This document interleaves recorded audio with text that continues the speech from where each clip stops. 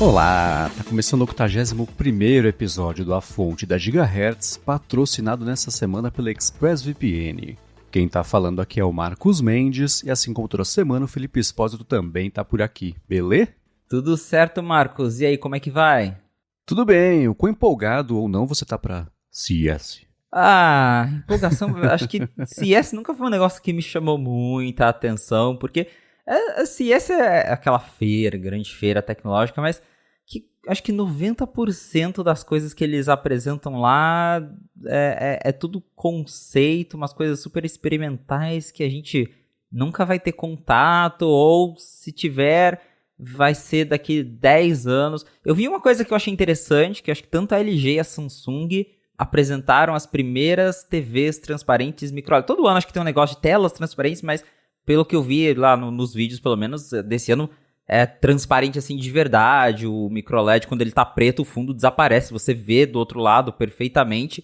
Isso eu achei promissor, porque daí acho que abre caminho para daqui uns anos a gente ter realmente o celular que é toda a tela é vidro, sem buraco de câmera, sem Dynamic Island, sem notch, e aí a tela consegue, né, ficar invisível ali de verdade para a câmera tirar uma foto, por exemplo. Isso eu achei bem interessante. Agora o resto que eu vi até agora é só aquelas tecnologias mirabolantes que parece mais coisa de filme de ficção científica.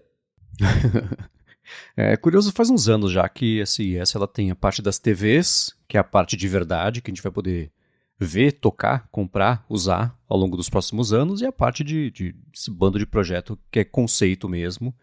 E é curioso porque muita gente entende o que aparece lá como prévia de produto, e não é, são as tecnologias que vão começar a chegar nos produtos daqui a X anos, né?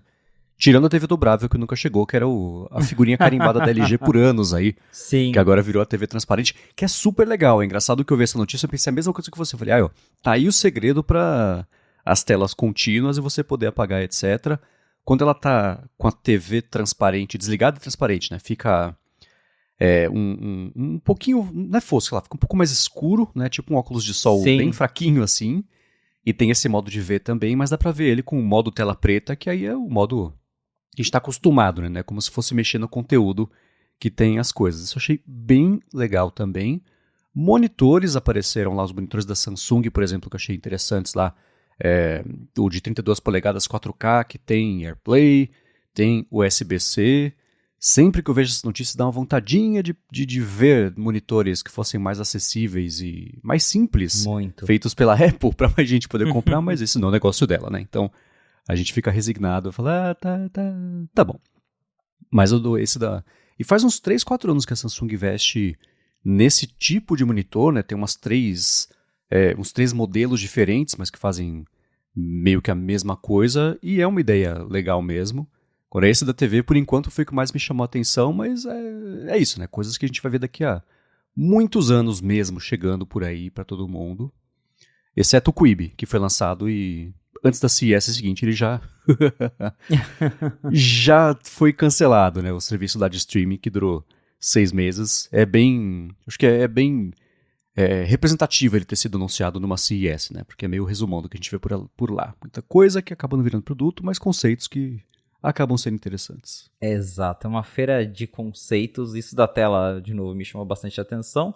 Sobre os monitores, eu ainda tenho muita vontade de testar aquele monitor 5K da Samsung que compete com o Studio Display, mas ele ainda não veio para o Brasil, então espero que a Samsung traga ele, porque pelo menos eu acho que a Samsung talvez teria um preço um pouco melhor que o da Apple, conhecendo o histórico da marca aqui no Brasil, porque lá fora eles têm o mesmo preço, se eu não me engano, os dois custam $1.600, só que o da Samsung ele tem uma webcam melhor, ele tem...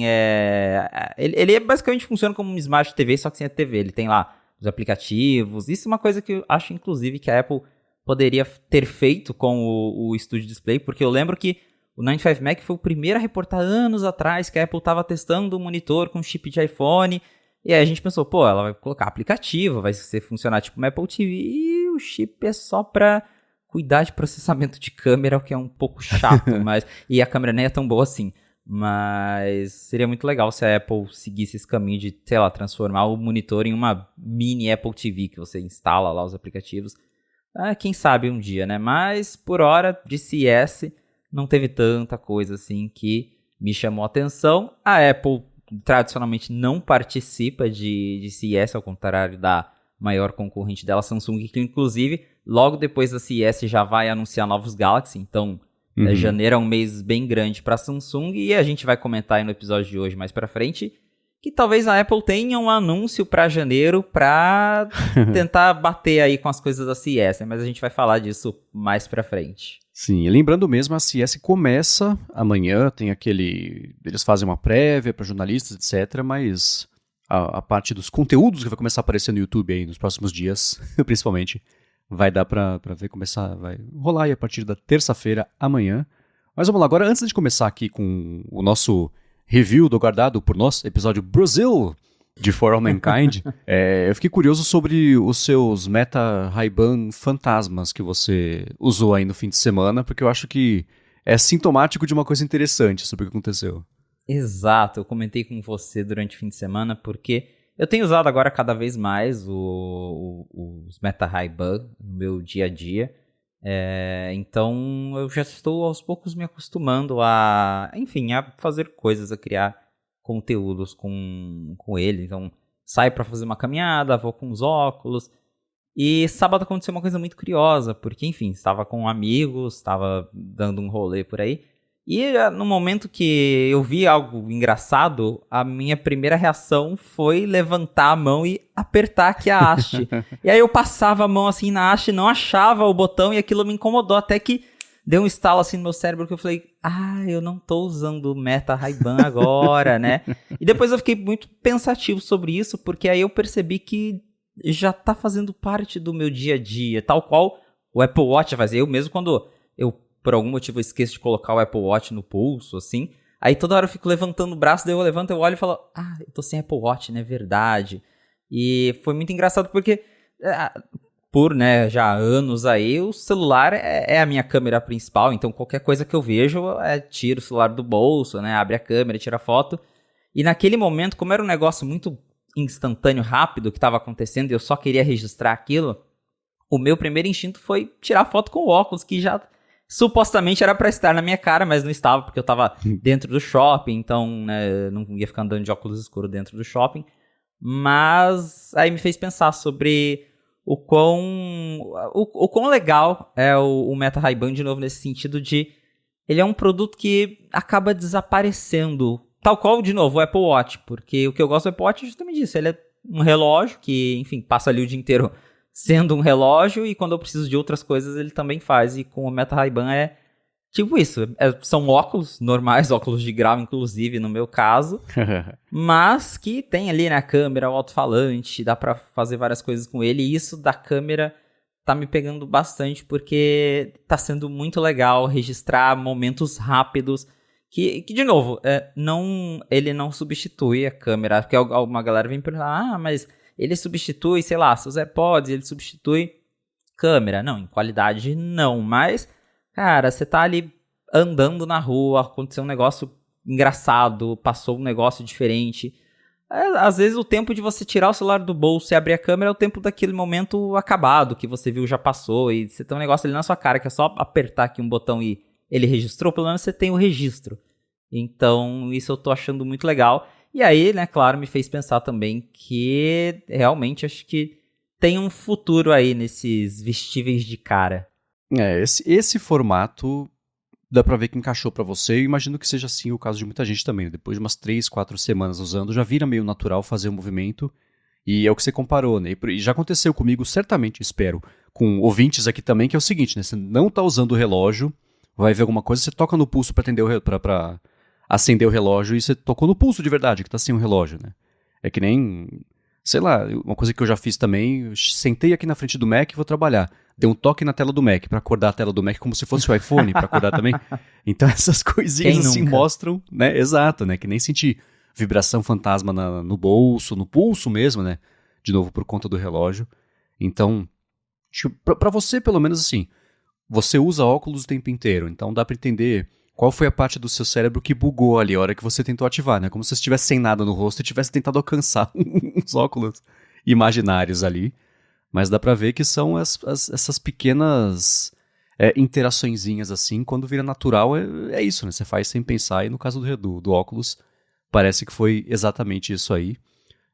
Dá pra ver que o pessoal que escuta aqui também, a fonte ou tem e tá curioso sobre o seu uso, ou não tem, também tá curioso, o pessoal tá mandando feedbacks a respeito disso, a gente vai seguir coletando e trazendo isso aqui ao longo dos próximos episódios. Mas a última coisa antes da gente falar sobre o For All Mankind é que pintou o vlog que você fez da sua viagem. Lembrando os gringos que está em português, né? Que você publicou lá no Threads. Está em português, mas tem legenda em inglês, graças ao ChatGPT, porque eu não ia traduzir tudo isso da mão. Mas o ChatGPT fez o trabalho para mim, maravilhoso. Então, tá lá o primeiro episódio de uma série de vídeos que vem aí, então mostrando como é que foi a ida daqui de Londrina até chegar lá em Lisboa, que é uma viagem bem longuinha, né? Então, deu para mostrar bastante coisa, toda aquela coisa de aeroporto, porque é muito curioso, eu descobri que as pessoas gostam muito desse tipo de conteúdo de aeroporto. Porque eu até, inclusive, eu fiz, né, quando eu terminei lá o primeiro vlog da viagem da Califórnia, e eu não tinha muito o que fazer, eu falei, vou fazer uns Reels, uns TikToks de tecnologia, né, unboxing de coisas, até ter outra viagem. Mas, cara, te falar que besteira de viagem dá muito mais view do que tecnologia.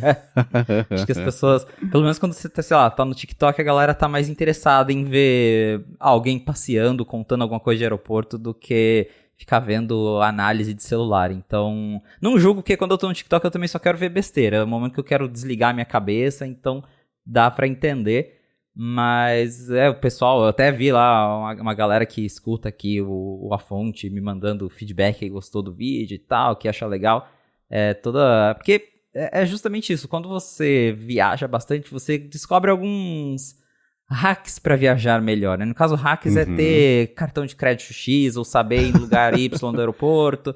E aí você consegue aproveitar um pouquinho melhor a viagem. E tem gente que nem sabe disso. Eu tenho amigos que, sei lá, tem os mesmos cartões que eu e não faziam nem ideia, sei lá, que você pode usar o cartão para entrar numa sala VIP de aeroporto. Então, é um tipo de coisa que eu tenho falado nesses meus vídeos quando eu vou viajar. Então, agora, esse primeiro vídeo é mais isso, mostrando como é que foi a viagem, o rolê de aeroporto. Meu primeiro voo de executiva, que eu nunca tinha feito então foi uma chance aí que eu tive de fazer e de mostrar no vídeo. Então, já tá lá no meu canal do YouTube. De novo, legendado em inglês para os gringos, mas o vídeo mesmo é todo em português. E vai ter mais vídeo. Vai demorar um pouquinho, porque eu preciso editar no meu tempo livre, que não é muito amplo, né? Então, demora um tanto aí para fazer toda a edição. Mas acho que daqui umas 2 semanas deve sair um outro vídeo, que daí eu vou mostrar mais como é que foi o passeio lá em Lisboa. Boa. Uma coisa que você podia fazer de experimento é fazer a dublagem usando IA. Né? É verdade. Reconstruir a sua voz. Isso aí dá pra fazer, entre aspas, facinho, usando o Eleven Labs. Talvez para um vídeo mais comprido tenha que usar o plano pago, mas ainda assim, esse é o tipo de uso perfeito, assim, pra fazer uma coisa rápida e sorrateira e rapidinho. Então, vai dar uma investigada nisso, que acho que pode ficar bacana. Com certeza, vou dar uma olhada, porque esse negócio de AI para trabalho audiovisual, eu tô achando incrível. Só da parte de legendas eu já acho incrível, né? Então, imagina dublar todo um vídeo aí usando AI, realmente acho que deve ficar bem interessante. A parte ruim disso é que dublar um vídeo usando AI impacta em trabalho de dubladores. A gente teve uma conversa bem aprofundada e interessante sobre isso no último ADT com o Bruno, que é dublador. Então, não estou sendo insensível a esse mercado. A gente conversou bastante sobre isso lá, vale a pena escutar para quem quiser conhecer melhor esse tipo enfim, de possibilidades e de impacto que está tendo nesse mercado, né? Com certeza. Muito bem, vamos lá. For All Mankind chegou ao seu penúltimo episódio nessa temporada. Quer dizer que você que costuma pular capítulos, tá acabando. É a penúltima vez que você vai ter que pular o capítulo de For All Mankind. A gente assistiu aí nesse último fim de semana ao episódio Brasil, que a gente, por conta do nome óbvio, né, tava curioso pra saber o que era. Pra quem ainda não assistiu, é só pular o capítulo, mas pra quem assistiu, sabe que o Felipe Espósito acertou a sua especulação, hein? Pois é, eu tinha falado, acho que esse Brasil pode ser, sei lá, que a Margot vai fugir pro Brasil, e ela não fugiu ainda, pelo menos, mas a ideia foi essa, né? O Sergei ali apresentou uma proposta pra ela de, o Brasil tem um programa espacial meio flopado, mas talvez a gente consiga ir pra lá, e aí a gente consegue mudar isso? Já pensou o que a gente pode fazer pelo Brasil? E aí, em troca, eles protegem a gente lá. Não acabou muito bem, pro Sergei, pelo menos, né? E isso eu fiquei bem surpreso, mas... de novo, a gente já falou isso várias vezes. For All Mankind não tem dó de sumir com pessoas, e eu só não tava esperando que, enfim, que... Eu até... Quando começou aquela cena ali final, deles mostrando... Putz, aí eu já senti que algo ia acontecer, porque... bom, aqui a gente já tá, né, todo mundo avisado que vai ter spoiler. Mataram o Sergei, provavelmente foi, né, a mando lá da Irina, da KGB. Mas quando teve aquela cena dos dois lá, ela, a Margot comendo, aí cortava pro Sergei comendo, eu já achei, tipo, será que ele vai morrer envenenado, né? Se mostrando comendo, sei lá, eu já tava com um sentimento ruim, aí do nada ele levou um tiro. Nossa, imagina o processo do McDonald's, o cara come um Big Mac na série e morre envenenado. Não ia rolar, né? Pois é. Mas achei bem... Inclusive, achei muito curioso terem mostrado o fato dele estar comendo McDonald's, porque é muito simbólico, né? Pensando no contexto de União Soviética, porque não tinha McDonald's lá, e foi na época do Gorbachev, inclusive, que teve até uma grande campanha na época que já estava ali no fim da União Soviética, que o McDonald's entrou lá, então achei bem simbólico, que eles deixaram bem claro que ele estava comendo um McDonald's, isso foi bem interessante, aí no fim... morreu, né? Então, menos uma pessoa aí em For All Mankind. Não sabemos qual será o desdobramento. Inclusive, ali no finalzinho, mostra a Margot lendo, né, sobre o programa espacial brasileiro, então, que ela ficou interessada nisso. Já pensou se na próxima temporada a gente tem Margot no Brasil fugindo? Eles falam lá, no finalzinho, eu até pausei no frame ali que tem a Margot lendo sobre... a Iniciativa Espacial Brasileira. Ele fala sobre a base de Alcântara, que inclusive já lançou a Sonda 2 faz pouco tempo, etc. Já custou 1 bilhão, o orçamento tá ruim, mas lá é bom porque fica perto do Equador, é mais fácil de lançar coisas orbitais ali, especialmente satélites geoestacionários, etc. Blá, blá, blá. Mas na hora que apareceu, assim, cortou pra cena em que ele chegando sozinho num motel, né? O motel nos Estados Unidos é um motelzinho de beira de estrada, né? Não tem a mesma conotação que aqui. E com o saquinho na mão, pronto. Tá sozinho lá, tá escuro, uma trilhazinha que se for pra dar errado vai dar aquela dissonância, né? Uma trilha que é bacana e tal. Aí não teve jeito. E foi engraçado porque a Lari não costuma assistir comigo For All Mankind, mas justo ontem chegou a pizza pra gente jantar exatamente na hora que ia começar essa cena. Então a hora que, né, a gente foi comer no sofá, eu dei play, cortou pra essa cena dele, eu falei, Pshii! Ela falou, o que foi? Eu falei, esse cara vai morrer. Ela não tinha o contexto de nada, aconteceu assim, ela falou, como? Eu falei, né? Mas é isso, assim, a Rússia não tem medo de sumir com pessoas, For All Mankind não tem medo de sumir com pessoas, o que será que aconteceu com ele, né? Mas ainda assim, e foi curioso porque ao longo do fim de semana você mandou mensagem pra mim, né? Olha, já assisti e o bicho pega, viu? Então vendo ali o episódio, e ele começa... E eu acho que aí tá uma coisa meio sintomática do que veio me incomodando ao longo um pouco dessa temporada, especialmente, que eu já tinha falado sobre como a parte de espaço ficou meio de escanteio e a parte novelesca tomou um pouco mais aí a dianteira. Você vê, o episódio já começa mostrando que eles já grudaram no asteroide, já deu certo. Eu falei, pô, eu queria ver isso, né? Mostra ali uma tensão, queria alguma coisa. Não, já estão lá grudados e amarrados no asteroide lá, e a Samantha com a gotinha de água cirúrgica dela ali para fazer o equipamento parar de funcionar. A gente viu em Marte, né, o lance lá da Kelly apresentando pro Dev Essa os dados, e ele nem aí com um negócio que poderia ser muito grande. Eu não, assim, né, pensando mais pra frente na série, eu acho que anunciar a descoberta de vida em Marte, nem que seja uma coisa, né, microbiana ali, ia mudar, acho que muito a história da evolução, né, de tudo. Então eles não devem fazer isso, a série deve seguir indo para esse lado de exploração espacial, mas, enfim, ela tá mostrando os dados lá pro Dev, ele tá brincando lá com o filho dela, não tá prestando atenção, e ela cobra... depois satisfação do Ed também, pô, do pai dela no caso, né, que vocês estão muito juntos, o que está acontecendo, tal. O Ed fala, pô, eu queria fazer mais uma coisa relevante na minha vida, porque eu não quero virar um velho babão aqui que não faz nada. E aí não mostra, mas ele deve ter contado pra ela, né, porque corta, ela fala, e você tá fazendo o quê? E aí corta, e do lado mesmo do sequestro ali do asteroide, a gente viu Foi engraçado porque as câmeras norte-coreanas que estavam espionando tudo lá na base não serviram pra nada no projeto deles ali. Só serviu pro norte-coreano descobrir, ir lá atrás e o Lee, né, que é o compatriota dele, eu não sei se ele matou o cara, se ele só deixou o cara desacordado ali com aquela chave de braço, mas ainda assim... Aí foi que o bicho começou a pegar de todos os lados. Agora os norte-coreanos estão bravos primeiro com a espionagem, depois que o cara vai sumir, né? Ou, sei lá, a hora que ele acordar, ele vai querer botar a boca no trombone. A gente viu a KGB e a CIA interrogando lá o Miles com violência, o que eu achei curioso também, né? Assim, um segundo antes do soco eu pensei, será que vai virar violento aqui esse interrogatório, né? E o que é interessante é que eles mostraram que eles acham que tá todo mundo, na verdade, fazendo isso por trás do Dev Aessa, né? O Dev acabou com a greve, mas tem muita gente meio brava com isso, né? E aí? Tipo, eles entenderam que é o Dev ainda que tá por trás disso tudo, porque é uma coisa para eles bastante inesperada mesmo, mas e aí aqui na Terra eles querem acelerar o transporte e a mineração do asteroide, e o que leva até a Margo a querer falar justamente com o Sergei, para junto com a Leida também, eles tentaram achar um jeito aí de fazer os cálculos para acelerar isso aí, e entra o programa brasileiro aí na jogada. Muita variável, né, girando para culminar mesmo no finalzinho aí da temporada. Eu fui olhar só para tirar a curiosidade, assim, né, então tá lá, Season Finale, não Series Finale, então... Porque a Apple não confirmou ainda uma próxima temporada de For All Mankind, né, tá meio no ar, né. E eu não sei em que ponto da temporada no ar ela costuma falar quando a temporada vai acabar. Eu acho que ela anuncia antes para criar um hypezinho, né, para a última temporada, mas se os números caírem muito, aí ela fala, bom, não justifica a gente fazer mais uma, né? Então, eu acho que ainda tá meio subjúdice se teremos mais uma temporada de For All Mankind, a menos que ela tenha anunciado, aí esquece o que eu falei.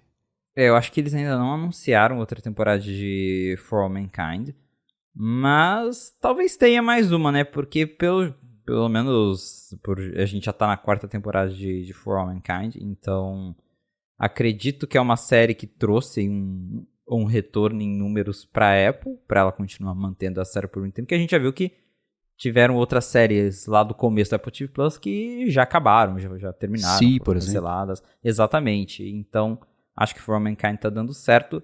Não duvido de ter mais uma temporada, mas é aquilo que a gente já falou, acho que sabe, tá começando a saturar, porque, igual você mesmo comentou, tá tão novelesco, porque lá no começo tinha a parte, né, da novela, a disputa, sempre teve, mas eles mostravam mais do espaço, mostravam mais de como eram lá a parte de engenharia, dos cálculos e todo mundo surtando, e agora parece que é só, né, briga, discussão, confusão, e aí do nada uma outra cena de espaço no meio. Então, acho que se acabasse a série agora, nessa temporada, eu ficaria tranquilo, ficaria em paz. Eu acho que não sentiria falta de outra. Vendo aqui no ranking do Apple TV Plus, For All Mankind tá em segundo lugar, tá atrás só de Monarch, à frente de Ted Lasso, então dá pra ver que Ted Lasso segue ali em voga, apesar de teve o Golden Globes aí ontem, né, que a gente tá gravando, e Ted Lasso não levou. Mas ainda assim você vê as outras séries. Silo, que foi uma série que foi super bem avaliada, tá em 4º lugar. Depois vem The Morning Show, que é outra série que tá aí desde o começo. Slow Horses também, que acabou agora a 2ª temporada, eu acho, né? Confirmou a 3ª e o pessoal gostou bastante. Então, olhando para isso, assim, For All Mankind está em 2º lugar, significa que as pessoas estão assistindo. Gostando ou não, elas estão vendo, né? Então, só por aí já deve imaginar que vai mesmo rolar essa confirmação. Deve ser aquela coisa, então, né? Essa sexta ou sábado, se a segunda-feira a gente descobre, porque vai ser o fim da temporada e geralmente, para renovar e criar aquele hype, já fala que é o fim e já fala que vai ter mais uma temporada. Eu suspeito que se for ter mais uma, vai ser só mais uma, mas a gente vê quando pintar o anúncio, né? Mas tá aí, Brasil, um bom episódio, apesar de eu ainda estar sentindo falta de um pouquinho de espaço na série sobre espaço, mas foi da lista de bons ou ruins dessa temporada, pra mim ficou aí nos bons. Sim, foi um bom episódio. Muito bem, vamos começar aqui com os follow-ups em relação às últimas semanas. E sobre o HomePod com tela, que foram os protótipos, né, que apareceram, você comentou sobre isso lá no 95 Mac.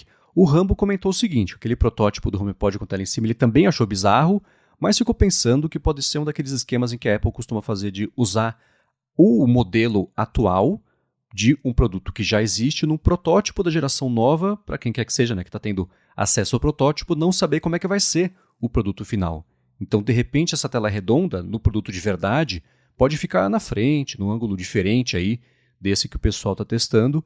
E junto disso, você escreveu uma matéria lá no Night 5 Mac, um artigo de opinião, explorando esses temas e o que a gente comentou aqui um pouquinho, mas juntando essas duas coisas, né? Quando a gente escreve sobre alguma coisa, a gente organiza melhor os pensamentos que quando fala extemporaneamente, assim como é no podcast, né? Então, levando em conta esse feedback do Rambo e também como você evoluiu internamente aí para fazer esse texto, como é que tá esse assunto para você?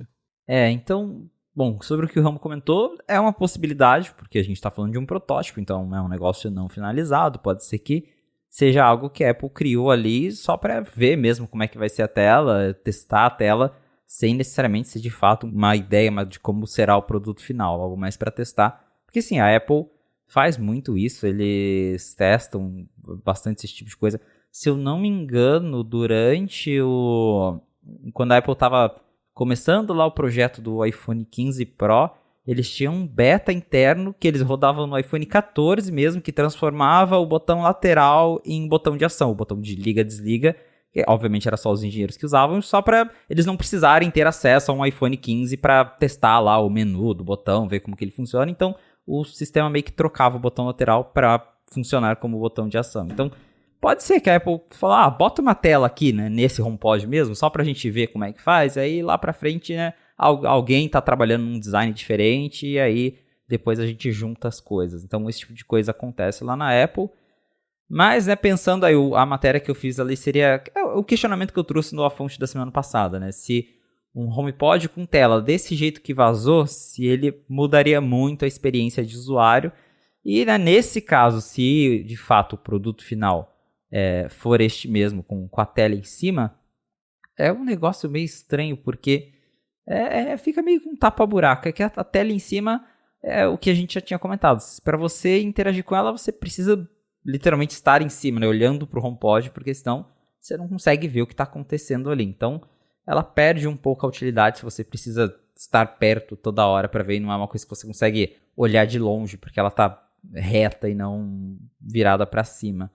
Então é isso que eu questiono ali na matéria, sobre a utilidade disso, porque eu acharia super legal ter uma tela no HomePod, mas eu acho que o produto que eu quero mesmo seria algo, até uma imagem conceito ali, seria algo mais tipo o Amazon Echo Show, que ele de fato tem um alto-falante e tem como se fosse um tablet acoplado nele, e aí você consegue usar para ver vídeo, você tá ouvindo uma música, consegue ver a letra da música ali.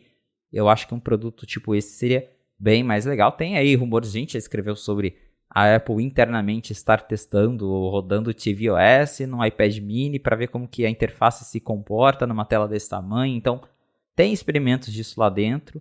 Eu acho que seria bem mais legal do que essa tela redondinha ali em cima do HomePod.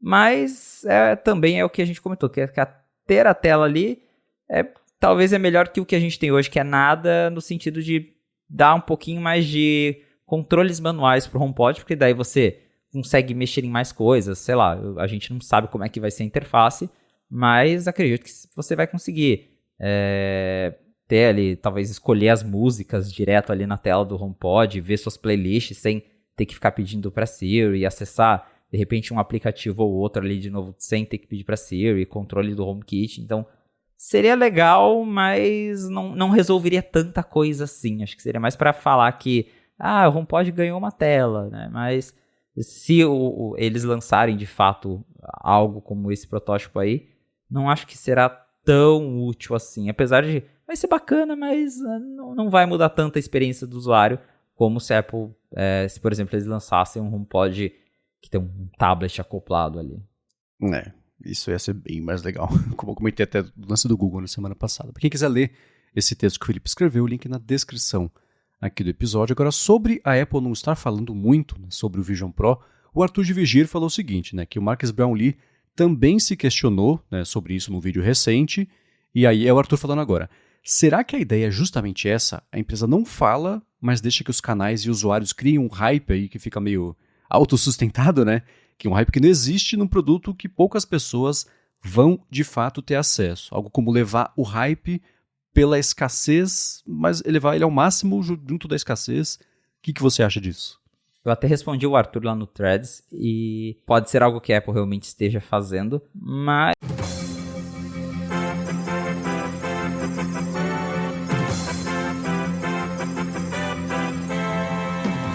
Bom, pela segunda vez em o quê? Um mês, entrou a musiquinha do plantão. Plantão à fonte. Né? Pois é. A gente tem no ADT a maldição da quinta-feira, que é uma coisa que sempre acontece quinta-feira, que é relevante e que muda a discussão da gravação na quarta. A gente quase passou por isso agora, porque a gente terminou de gravar aqui o A Fonte, né? O Felipe foi fazer as coisas dele, eu fui fazer as minhas, leva o café pra cozinha, né? Pra lavar aqui a xícara, etc. Eu falei, deixa eu ver no Threads se aconteceu alguma coisa. Tinha uma postagem lá do Chance Miller. Vendas do Vision Pro começam dia 2 de fevereiro. Eu falei, legal. Felipe, tá com tempo aí pra gravar? E aí eu vi lá o Marcos falando, gravar sobre o Vision Pro. Eu falei, que tem o Vision Pro? O que eu perdi nos últimos minutos? E sim, a Apple confirmou agora a novela, parte da novela chega ao fim. O Vision Pro chegará às lojas nos Estados Unidos dia 2 de fevereiro. E a pré-venda começa já dia 19 de janeiro. Então o Mark Gurman estava certo. A gente até comentou que a Apple já estava mandando aí unidades para as lojas, preparando estoque, treinando funcionários, e veio aí. Agora já temos data para o Vision Pro chegar às lojas e também corroborando uma informação que a gente já tinha, porém era até meio estranho, não vai ter evento para recapitular o Vision Pro, foi um press release, bem morno inclusive, porque eu terminei de ler agora o press release e ele não traz quase nada de novo em relação ao que a gente já sabia. Eu esperava, sei lá, pelo menos um vídeo mostrando aplicativos e desenvolvedores que foram criados nesse meio tempo. Nada. As imagens, os vídeos são essencialmente as mesmas coisas do press release original, as mesmas besteiras que a Apple falou lá no começo, destacando a tela microLED, 23 bilhões de pixels, e o EyeSight, e o Optic ID, mas tem nada muito novo nesse press release. O que tem de novo é que agora a gente sabe que ele começa em 256 GB, que isso tá lá no rodapé, que o preço de 3.499 é para a versão de 256 GB. A Apple fala starting at, e não tem quais são as outras configurações ainda, acredito que só vai ser revelado quando começar a pré-venda mesmo. O que a gente também sabe aqui é que ele estará disponível em todas as Apple Store dos Estados Unidos. E diz a Apple que vai vender online também. A gente só não sabe como é que vai ser essa venda online, porque também até agora não tem nenhuma página para ver lá os modelos, continua tudo igual antes.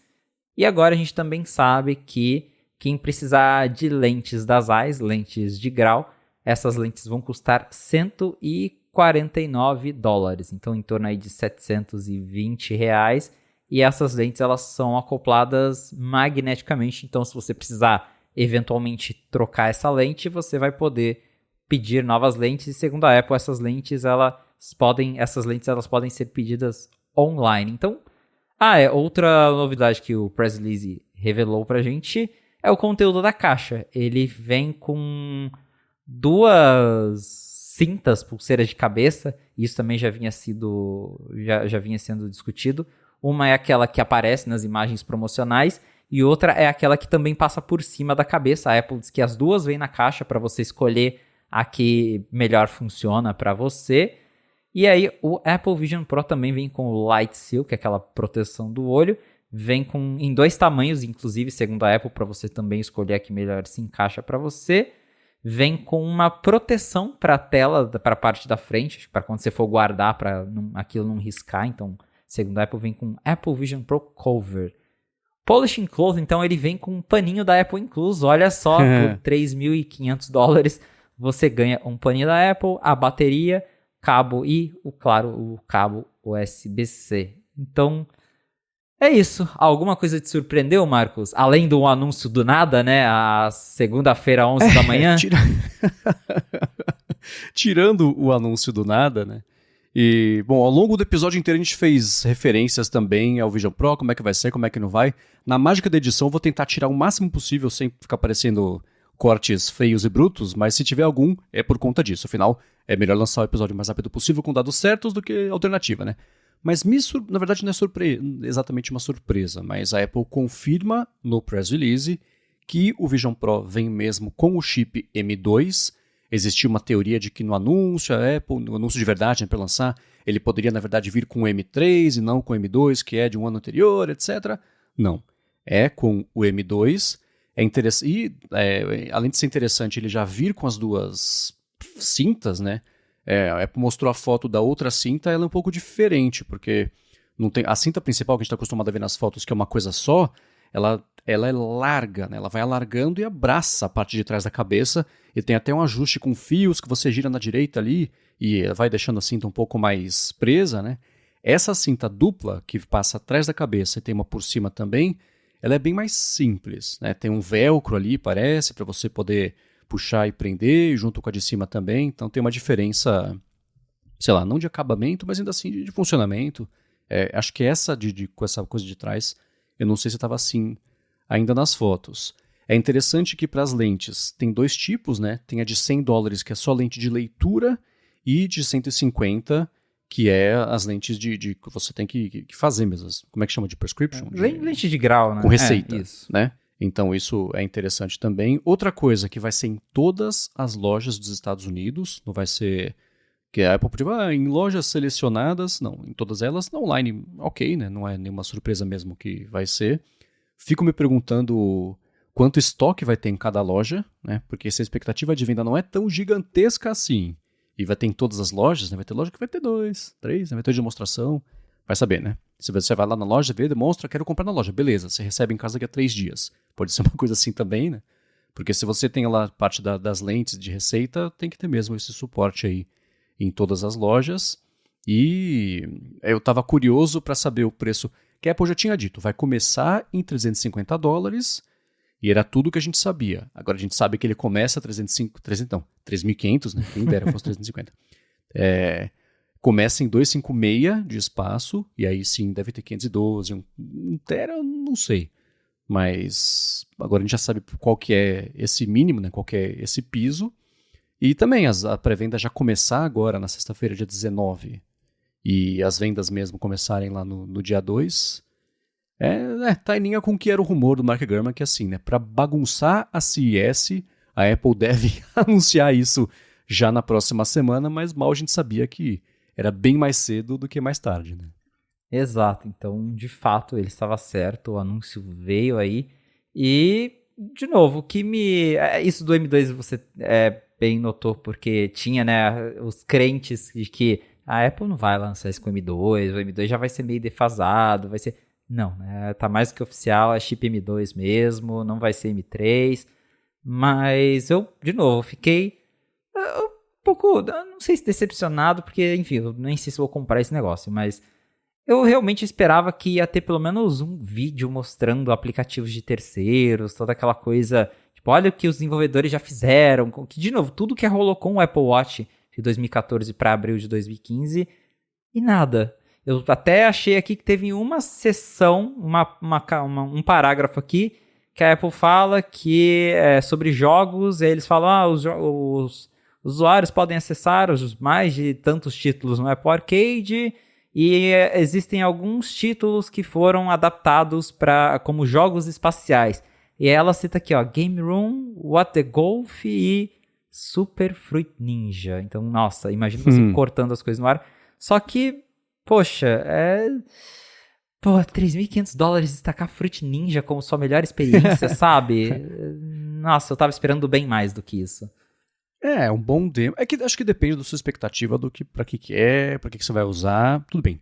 Caro pra jogar Fruit Ninja Se for o Fruit Ninja for.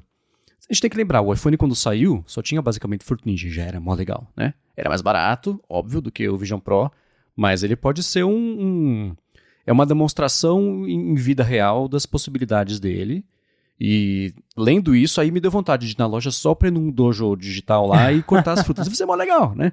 Pagaria R$25.000 por isso? Não. Mas pra testar, se literalmente não custar nada, aí é bacana. E esse do golfe é um jogo super divertido, esse de golfe, que é meio malucão, né? Todos eles agora, imaginando como é que deve ser super legal, experiência imersiva. Mas são grandes demonstrações de possibilidades técnicas que a pessoa vai pagar para ter acesso. Mas ok. Eu acho que agora que já pintaram essas informações, tem que ver também, vai ter os desenvolvedores falando, pô, pegou a gente de surpresa, né, etc. Vai começar a ser possível você exportar direitinho para subir na App Store e liberar. Deve ter um monte de NDA ainda, né, valendo para isso aí. Então, acho que ao longo dos próximos dias, né, semana já vai ter o Vision Pro, mas os próximos dias devem pintar aí demonstrações de aplicativos, esses detalhes do que vai ter lá dentro, ao invés de só falar, vai lançar e vai ser mó legal, confiem e paguem. Mas tá aí, segunda de manhã já começou pegando fogo, obrigando a gente a gravar correndo aqui para atualizar vocês e, enfim, fiquei animado com o lançamento, mas o ceticismo sobre o produto acho que segue, né?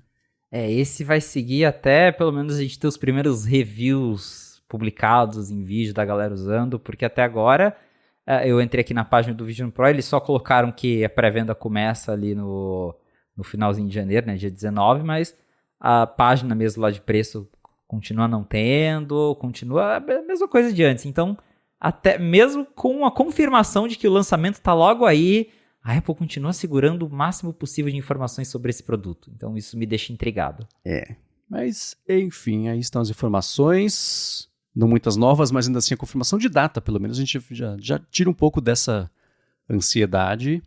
E imagino que agora também, nos próximos dias, já tenha o pessoal de jornalismo, o pessoal de YouTube indo lá, fazendo reunião, recebendo, assinando 18 mil documentos de NDA, mas para fazer, né? Marques Brownlee já deve ter um Vision Pro em mãos agora, começou a fazer vídeo para poder já preparar um material bacana que deve ser liberado aí.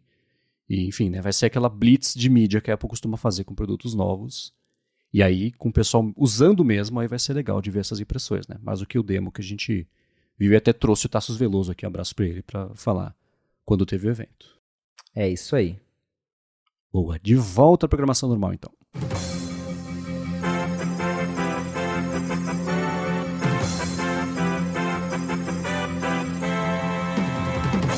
A gente volta a falar sobre isso já. Antes, vamos falar aqui sobre um último feedback que pintou. O pessoal pode mandar, se vocês quiserem, gigahertz.fm/feedback, foi o que o Lucas Beutenmüller fez sobre a situação atual aí da linha de iPads.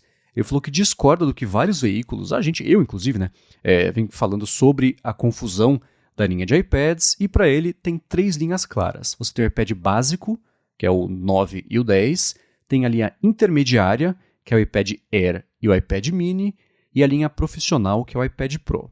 A linha básica é para quem quer um iPad independente de qualquer coisa. A segunda é para quem quer uma experiência melhor, seja lá o que isso significa para essa pessoa, e a terceira é para profissionais, mas lembrando que a alcunha Pro, isso ele também dizendo, né? Primeiramente é aspiracional, tanto no iPhone quanto no iPad, não quer dizer que é uma coisa profissional, mas sim para quem quer se sentir profissional. E voltando aos iPads, ele segue comentando que o principal argumento para a alegada confusão é que todos os iPads fazem a mesma coisa, que todo mundo tem caneta, teclado, etc. E ele fala, veja bem, um Celta, um Corolla e uma BMW também fazem a mesma coisa de te levarem de um ponto A para o ponto B, mas ninguém fala que existe uma confusão entre esses 3 carros porque eles entregam experiências diferentes aí para quem usa e passam mensagens diferentes também para quem está olhando de fora.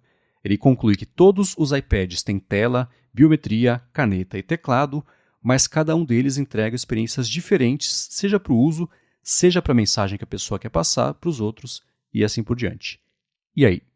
É um ponto, mas ele até comenta ali, né, por exemplo, né, que ele separa o iPad básico 9, 10, aí tem os intermediários, aí tem o Pro, que é o profissional.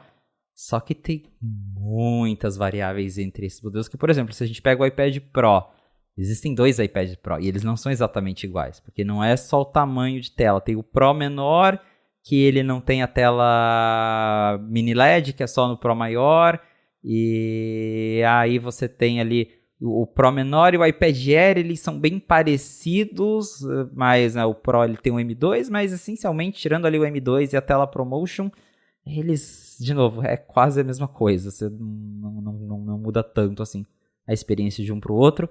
De novo, tem aquela discussão também do iPad 9 e 10. Será que o iPad 9 precisava existir em 2024, né? Um iPad com botão ainda. A Apple podia tirar esse 9, deixar o 10 mais barato. E o caso do iPad Mini também, que é... O Mini, ele tem a ideia de ser um iPad poderoso, só que menor. Porém, como ele não é atualizado com frequência, ele fica parecendo obsoleto perto dos outros. O iPad mini custa $500, que é $100 a menos que o iPad Air, que tem chip M1, que tem um monte de coisa arada. E ele tá lá com uma tela de 60 Hz, não tem um chip A15 do iPhone 13. Eu tenho o iPad mini 6 aqui, ele já tá bem capenguinha no último iPad OS, e é um produto de $500, então tem algumas inconsistências na linha, né? Acho que tudo bem, todos teriam caneta, todos fazeriam mais ou menos a mesma coisa, mas acho que tem modelo demais, e na minha opinião a Apple tem modelos demais justamente para empurrar as pessoas para cima, porque sempre entra naquilo que a gente fala, você tem o iPad 9 e o 10, que os dois são dois baratinhos. Aí a pessoa vai lá na loja pensando em comprar o 9, ela pensa, pô, mas né, mais $100, $150 eu pego o 10. E aí ela é empurrada pro 10. Ah, mas o 10 ele tem essa confusão da caneta, não sei o que lá, então mais um pouquinho você pega o Air. Ah, mas o Air tem o chip M1, né? Mais 100 eu pego o Pro menor. E aí vira essa escadinha. Então dá para entender o porquê que a Apple faz isso, porque com esse monte de modelo ela consegue sempre, pelo menos tentar ali na maioria dos casos, empurrar a pessoa um pouquinho mais para cima. Quando eu fui viajar no ano passado, que eu pensei, vou comprar um iPad novo, eu pensei, vou comprar um iPad Air, porque eu não faço nada demais com o iPad, eu só quero um negócio para assistir, para usar rede social, então não preciso de um iPad Pro. Mas aí você chega ali na hora, eu olhei e falei, mas aí tem esse Pro menor aqui, que ele faz um pouquinho mais que o iPad Air, ele tem 128 GB ao invés de 64. Comprei o iPad Pro menor. Então eu consigo entender, mas acho que daria para essa linha ser um pouco mais coesa no sentido de ser mais clara nos objetivos, porque o iPad Pro mesmo, eu acho que a Apple poderia muito bem dar uma melhorada no Air e eliminar o modelo menor. Só que claro que ela não faz isso, porque se ela conseguir convencer algumas pessoas de pagarem $100, $150 a mais num Pro menor como eu fiz, para ela é muito melhor do que deixar as pessoas escolherem o iPad Air de $600 ao invés de pagar $1.000 no iPad Pro grandão. Então, se ela conseguir extrair um pouquinho mais entre um e outro, ela acaba fazendo. Então, do ponto de estratégia comercial, super entendo a linha de iPad, mas acho que acaba criando uma confusão até um pouco desnecessária aí para quem está comprando e para quem tenta entender todo esse monte de produtos. Eu vejo parecido, acho que assim, analisando sobre, se você pegar qualquer tipo de categoria, processador, dá para colocar eles numa crescente. Só que se você colocar suporte a funções específicas do iPadOS, vira uma outra linha de um jeito diferente. Se você colocar a tecnologia da tela, vira uma outra linha. Agora, junta isso tudo num balde só, né? Acho que são isso que você falou das inconsistências, e isso eu também acho que não é pensado daquele jeito maquiavélico, torcendo os bigodes para fazer. Não é isso. Mas o trabalho da Apple é maximizar o lucro que ela tira da gente, e uma parte disso é você fazer os preços ficarem parecidos, a gravidade puxar para cima, né? Para você.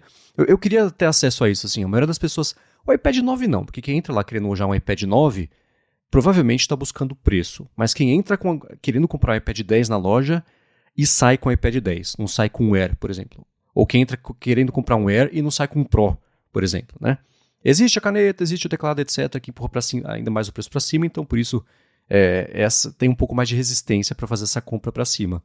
Mas eu acho que inconsistência, porque isso que o Lucas comentou, olhando da parte de uso, e eu acho que mais não só o Pro é a parte aspiracional, mas tudo é a parte aspiracional, né? O iPad Air ali para quem tá, que a Apple fala, sei lá, o on the go, né? Para quem vai fazer um negócio ali meio móvel, tudo bem que o iPad é para quem já é mais móvel do que o Mac mesmo, né? Mas olhando sob esse ponto de vista que ele falou, isso faz perfeito sentido.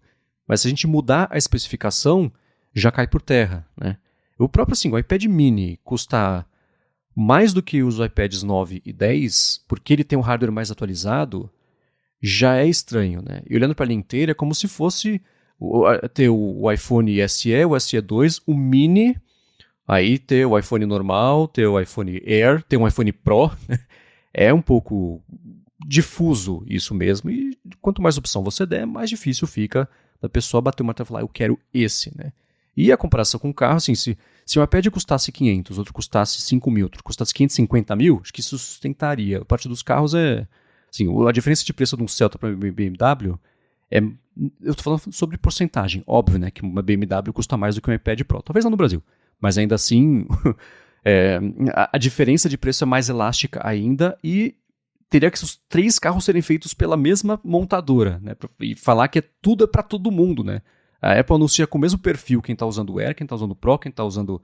Então eu insisto ainda que exista sim essa diferença, mas dependendo do objetivo da pessoa, ela pode bater o olho e falar, putz, já sei, esse aqui que eu quero. E pronto, né? Mas um sintoma de que a coisa não está tão simples de resolver é que a gente nem teve iPad no ano passado, né? Assim, a Apple TV tem sido lançada com mais consistência e frequência e atualizada do que os iPads, né? O iPad mini, ele está perto de bater o recorde do maior tempo sem lançamento, porque ele tinha sido lançado em março de 2019, antes disso, setembro de 2016, e o último foi em 2021, estamos agora recém-inaugurados aí em 2024, então faltam, menos de 3 meses para bater o recorde dele maior tempo sem atualização, né? iPad Air, mesma coisa, ele nunca passou tanto tempo, não, já passou uma vez, tanto tempo sem ser atualizado aí, 14, depois 16, e é a terceira vez, na verdade, agora, com esses 671 dias aí sem atualização, mesma coisa, né? Então é sintomático, sim, né? O próprio iPad normal, ele já está há mais dias sem ser atualizado do que a versão anterior, e a anterior a essa, né? Ele passou um tempão sem ser atualizado, que ele saiu em 2012, depois só em 2017 ele foi atualizado, depois, uma vez por ano, pelo menos, a gente via updates, e não aconteceu isso no ano passado. O iPad Pro, a mesma coisa, está próximo aí de bater também a média de tempo de ficar sem atualização. Então, eu vou repetir uma coisa, a gente vai voltar a falar sobre isso também nesse episódio, mas eu vou repetir uma coisa que eu comentei na semana passada, que é assim, né? O rumor é que a Apple vai arrumar a linha de iPads nesse ano, deixando-a muito parecida com como ela está hoje. Então, estou bem curioso para saber o que isso significa, essa organização, né? Mas a gente comenta sobre isso, pintou uma matéria sobre um resumão do que esperar da Apple nesse ano, a gente vai falar sobre isso. Mas antes temos alguns assuntos, mas antes ainda tem aqui que agradecer a ExpressVPN. Obrigado, ExpressVPN, que está mais uma vez patrocinando a fonte e segue oferecendo um jeito de você navegar do jeito muito mais seguro e com mais possibilidades web afora. Se você vai viajar ou se você viajou nessas férias, você sabe como é importante proteger sua conexão, que você vai usar diversos Wi-Fis públicos, gratuitos, sem ter ideia da segurança, das parcerias que foram feitas para disponibilizar de graça a conexão. Então, o do aeroporto, do hotel, da lanchonete da esquina, vocês sabem, né? É bom garantir a privacidade dos seus dados, e é isso o que acontece com a ExpressVPN. Quando você roteia a sua conexão pela ExpressVPN, seus dados passam a ser criptografados e nem quem está oferecendo a conexão, e nem ela, na verdade, sabem o que está rolando, o que você está acessando, por quanto tempo, sites, servidores, arquivos, conteúdos, fica tudo impenetrável ali, o que é excelente para a sua privacidade. E além disso, se você, por exemplo, se conectar, rotear sua conexão pelos Estados Unidos, se você acessar um serviço de streaming tipo HBO Max, por exemplo, você passa a ver o conteúdo de lá, que é diferente do daqui do Brasil.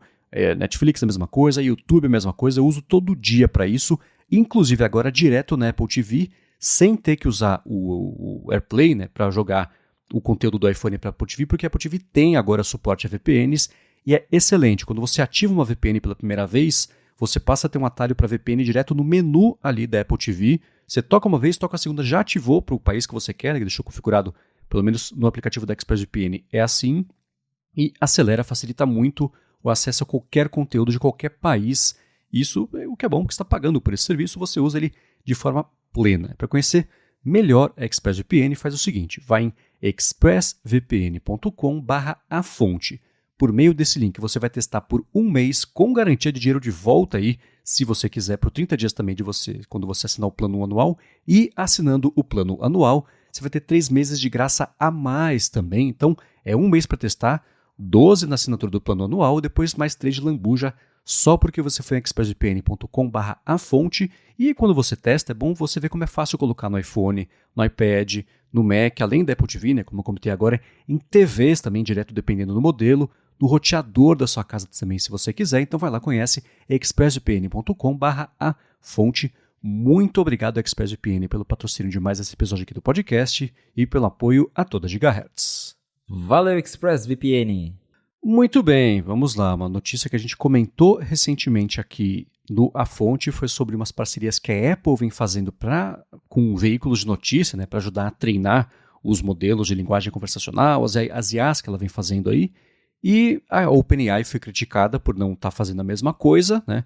Ou a principal crítica, ela pegou conteúdos aí da web afora, treinou o modelo dela, está vendendo acesso a isso. Ela fez uma parceria recentemente aí com a Axel Springer, que tem alguns veículos para poder direto colocar em resultado de busca, né, que a pessoa fizer prompt para o ChatGPT, aparecer informações em tempo real, mas além disso, agora ela também, basicamente eu acho, vazou para o The Information, que assim como a Apple, ela vem também licenciando, fazendo acordos para licenciar artigos. Só que como você observou na sua matéria do 95Mac, não tão de forma tão generosa assim quanto a Apple vem pagando, né? Exato. Então, segundo essa reportagem aí, a OpenAI ela agora está buscando fazer acordos para licenciar os artigos, o que já é um tanto irônico, porque a Apple mesmo ela ainda não lançou essa AI generativa, ela ainda não lançou essa plataforma, então ela está já tentando lançar algo com os acordos feitos, tudo certinho. A OpenAI, como a gente já sabe, baixou a internet inteira lá e deixou para ver isso depois. E, no fim das contas, a gente meio que sabe que eles estão fazendo isso porque os processos estão chegando. Porque muita gente ficou pistola com a OpenAI.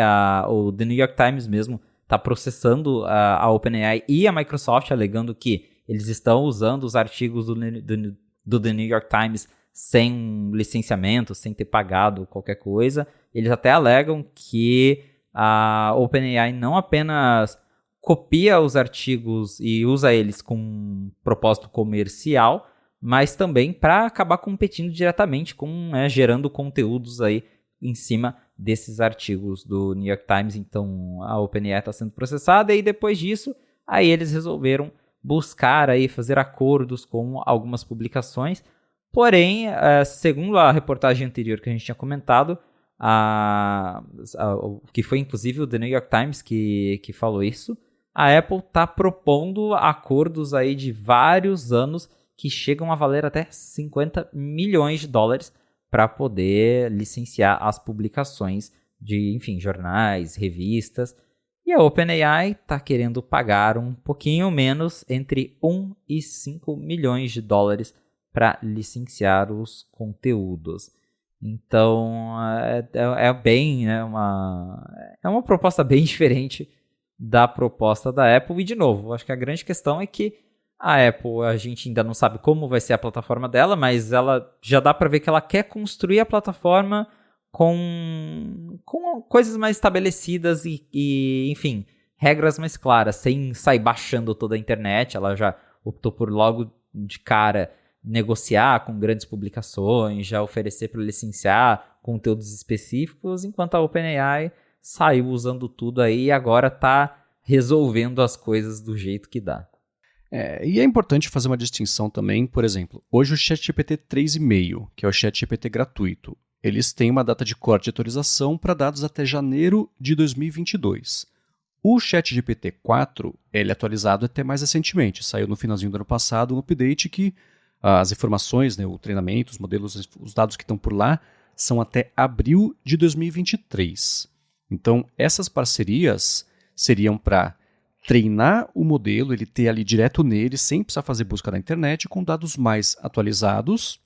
E a crítica a isso é assim, agora que vocês construíram toda a base em cima de todo o conhecimento da humanidade, eles vão passar a atualizar, dando migalhas para pequenas não, mas ainda assim, pouco dinheiro para licenciar artigos para manter atualizados, e os artigos aí sim vão ser dessas fontes mais confiáveis, etc., porque não tem mais que treinar na internet inteira, isso já aconteceu, né?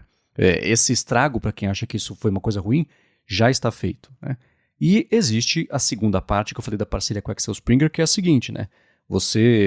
Ele priorizar buscas nas propriedades desses veículos parceiros para trazer os dados de lá, ao invés de fazer uma busca na web inteira, como é quando você pergunta para o ChatGPT 4, que é para quem assina lá o ChatGPT Plus, né? Me fala sobre tal. O que ele faz? Ao invés de buscar só nele, ele vai direto no Bing. Ele faz uma pesquisa no Bing, acha as informações, mastiga isso, entende e depois devolve para você já tudo bonitinho no texto lá com o que você pediu. Ou ele alucina, mas ainda assim a intenção é devolver com o que você pediu. Então, priorizar isso é basicamente como se fossem links patrocinados do Google, só que direto lá no resultado da pesquisa que você fez, só que sem a sinalização de que é um patrocínio, porque na verdade não é o veículo pagando para aparecer lá, mas é recebendo para os dados serem disponibilizados, o que eu acho que é um modelo interessante, mas periga de, da mesma forma que link patrocinado nem sempre é o mais útil, mas é quem pagou mais, é a mesma coisa, só que ao contrário. Né? Você vai ter informações ali de veículos que ou vai ter gente que pode falar que vai ser uma coisa que é tendenciosa para um lado, ou que não é a melhor fonte para aquela informação, etc. Então, essa briga sempre vai existir, não tem jeito, né? Mas é importante separar essas duas coisas. Uma é dado de treinamento de modelo, que é isso que a OpenAI está licenciando nessa matéria que a gente está falando agora, e a segunda coisa, que eu falei da Axel Springer, é parceria com veículos para eles serem priorizados aí para trazer os resultados de busca mais atualizados. Então, é um modelo interessante, mas vai ter briga de qualquer jeito, porque o ChatGPT já foi treinado na internet inteira. Agora eles estão querendo resolver isso, até do ponto de vista de relações públicas, talvez, para dar umas migalhas aí comparativo com um investimento para fazer um negócio desse. Mas é melhor que nada, né? É um caminho, é um teste para todo mundo, né? E todo mundo precisa dos... É que nem de novo, o resultado de busca. O Google precisa dos veículos para existir, para trazer o resultado de busca. Os veículos... Agora, eles falam que são reféns do Google porque eles têm que aparecer no Google, senão eles não estão na internet. Então, é uma relação que é simbiótica, mas ao mesmo tempo, quem dita, no caso do Google, as regras é o Google, e no caso do ChatGPT, é a OpenAI. Então, não é simples resolver esse problema, é uma reprodução desse mesmo problema da parte de buscadores, mas nesse caso, pelo menos, é um jeito diferente de tentar achar uma solução para isso. Apesar de criar, né, uma segunda divisão. Tem a primeira divisão de que é quem tem a parceria, está sendo pago para estar lá, e a segunda segue sendo esse resto que já teve o conteúdo usado para treinar o modelo para começo de conversa e segue sem nenhuma reparação ou recompensa por conta disso. Exatamente. Dá para levar longe essa discussão, mas resumidamente é isso, porque eles estão buscando acordos aí com grandes publicações, né? A gente até citou ali no caso da Apple alguns grupos com quem ela vinha conversando para esses acordos. Tinha ali a gestora da Vogue, da New Yorker, a NBC News, então são grupos grandes. Mas e como é que ficam os independentes, que também tiveram os conteúdos usados ali para treinar, né? No caso da Apple, será que ela só vai treinar com quem ela licenciou? Dá a entender que sim, né? Mas será que vai ser só isso mesmo? Ou será que vai ser como o caso da OpenAI, que usou tudo lá e agora, né, tá tentando aí tapar os buracos no meio do caminho? É uma discussão longa, mas deu para ver que vai se iniciar justamente, acho que mais novas discussões para ver como que essas plataformas que estão usando esses conteúdos podem, de alguma forma, remunerar os criadores originais dos conteúdos que elas vem utilizando. Com certeza vai longe isso aí. Vai, com certeza. E a gente vai seguir discutindo isso aqui conforme pintarem notícias novas. Agora, uma outra que pintou que também envolve IA e a Apple é que de uma pessoa que costuma vazar informações, às vezes é certa, às vezes não, disse o que ela sabe, ou o que ela diz saber, sobre as capacidades da Siri para uma IA generativa e o que a Apple deve anunciar já em junho, né, que deve ser em junho, na WWDC em relação a isso. Né? Exato. Então tem um desses leakers de internet. Ele sugeriu aí na última semana que a Apple vai lançar uma Siri com AI generativa nessa WWDC. Não é a primeira vez que a gente escuta sobre isso. A própria Bloomberg, Mark Gurman, vem falando que 2024 é o ano em que a Apple vai apresentar alguma coisa para os usuários sobre AI generativa. A própria Apple não deu um prazo, mas Tim Cook e os executivos já praticamente confirmaram que estão sim trabalhando numa AI generativa e que deve ser lançado muito em breve. Então, provavelmente isso até faça sentido que alguma coisa, alguma AI generativa da Apple apareça já aí no iOS 18 nessa WWDC. E aí, segundo, né, esse blogger que vazou aí a informação, ele falou que de início essa AI generativa será baseada em Ajax, ela vai trazer mais personalização e conversas mais naturais para Siri. Então a gente deve ver aí já os primeiros resultados desse trabalho da Apple.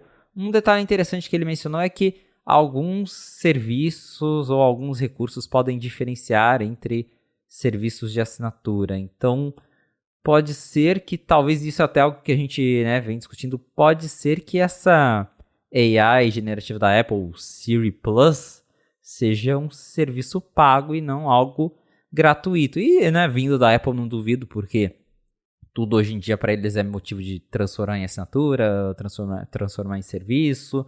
Então, pode ser que vai continuar existindo a Siri normal, como a gente conhece, e quem quiser usar o Siri Plus, aí paga lá uma assinatura ou vem incluso no pacote do Apple One e você tem acesso a essas informações. Até porque, de novo, tem toda uma discussão de que a Apple ela estaria considerando se ela usa um modelo menor para ter processamento local ou se ela usa o processamento na nuvem, porque são muitos dados. Então, né, considerando que nesse primeiro momento ela provavelmente usaria aí coisas de nuvem, aí faz até sentido, de novo, pensando na parte, né, de valores e marketing, ela vender isso como um serviço, né? Vender uma Siri mais inteligente. Você, Marcos, pagaria para ter uma Siri mais inteligente?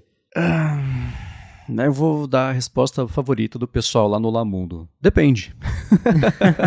A brincadeira do Rambo e do Bom é essa, né? Que uma das respostas começa com isso.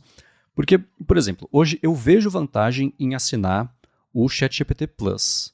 Por conta da busca direto lá no Bing, porque, enfim, a janela de contexto dele é maior do que o do ChatGPT que não é pago, a integração com o DALL-E, por exemplo, de gerar imagens direto lá na pergunta que eu fiz, ou ter um bot específico para isso. Nessa semana agora vai ser lançada a GPT Store, né, com os aplicativos internos de GPT que cada um pode criar e que vai ser uma loja, por enquanto, só para quem assina mesmo. Então, não faltam para mim, para o meu uso, vantagens para isso, apesar de R$100 ser pesado demais para um serviço de assinatura. Mas considerando assim, a Netflix é o quê? 50, 60? Eu tiro mais proveito do ChatGPT do que a Netflix, né? Então, olhando para tirando esse tipo de proveito, assinaria ou um ou outro também, né? Porque 200 conto para 12 assinaturas já fica meio caro. Mas eu acredito, até escrevi sobre isso, é curioso. Eu escrevi recentemente no Mac Magazine sobre como o funcionamento da Siri, dessa Siri GPT, não deve ser o que a gente imagina só de uma Siri mais inteligente, mas sim integrado aos nossos dados mesmo e etc., que vai ser diferente só de usar um chat GPT. Eu, nos comentários, falei sobre como eu acho que a Siri GPT, ou seja lá o nome, vai ser uma coisa paga. Não vai ser assim, para quem não quiser pagar, vai ter a Siri normal, mas para quem assina o Apple One ou alguma coisa assim, para quem assina o iCloud, aí sim vai tirar proveito da Siri. E esse leaker falou sobre como alguns serviços e produtos devem ser diferentes dependendo da assinatura das pessoas. Eu pensei, por exemplo, o Siri GPT para Xcode é só para quem assina o Xcode Cloud, por exemplo. Porque você depende ali, e o próprio Xcode Cloud vem, são integrações com base em ferramentas na nuvem para acelerar o seu processo de fazer aplicativos. Sim, faz perfeito sentido nesse momento, pelo menos, sem saber como vai funcionar, etc. Estou pensando num GitHub Copilot. O Google tem também algumas IAs que ajudam a acelerar o desenvolvimento de código ou de substituir etapas mesmo de codar ali. Então eu vejo no caso do Xcode assinatura, né? Para o Keynote, para o Pages, né? Que a pessoa fala também, vai ter aqui... não, isso foi o Gurman que comentou, né? Que uma das IAs ou uma das manifestações dessa IA seria autocompletar mais inteligente ali no Pages, no Keynote, etc. Ele fala sobre Apple Music também, né? Então, Apple Music já é uma assinatura, né? Então, não sei se justificaria você ter um DJ inteligente para pagar mais. Ok, né? Mas ainda assim, eu acho que faz sentido essas IAs serem pagas e para quem não quiser pagar, tudo bem, você vai continuar com o que tem hoje em dia, com uma versão um pouquinho melhorada, mas que vai ser essa plena aí em relação às assinaturas. Agora, isso é uma coisa que o próprio, até juntando esses dois rumores, o Gurman falou que já na WWDC vai ter algumas coisas sobre isso, mas ele insistiu que a Apple segue, ele falou anos, e faz sentido, né? Anos atrás em relação à concorrência, porque apesar dessas IAs serem a parte de produto pra gente aqui pra fora, serem coisas novas, internamente é um desenvolvimento que vai acontecendo há muito mais tempo, resultado de outras IAs que vinham sendo feitas quando a Apple nem pensava ainda em integrar equipes para, enfim, desenvolver essas ferramentas. Então, ela lançar não quer dizer que vai estar aí já para concorrer cabeça com as IAs que a gente conhece hoje, mas vai ser um passo na direção certa, pelo menos. É melhor do que não ter. Mas se vai justificar pagar, aí só usando mesmo, né? Não tem jeito. Aí só quando ela lançar mesmo pra gente saber como é a AI da Apple, como que ela vai funcionar. E a gente já teve rumor disso, eu até comentei agora, que a Apple pretende otimizar o Neural Engine lá dos próximos iPhones para também melhorar o funcionamento dessas AIs. Então pode ser que, sei lá, a Apple lança essa Siri GPT como um serviço pago e aí algumas funcionalidades vão funcionar localmente com o chip novo do iPhone 16, umas coisas assim. Então tudo é possível a essa altura. Sim, isso, por exemplo, faz completo sentido, porque tem aquelas IAs, a gente comentou aqui recentemente até sobre um jeito novo de armazenar a IA na memória do iPhone, mas trazer isso para a memória RAM, dependendo da pesquisa que você fizer, etc., para rodar localmente, só que leve, com poder de uma IA pesada. Então, deve ser uma mistura disso tudo, mas no fim do ano a gente descobre se isso funcionou de verdade ou não, né?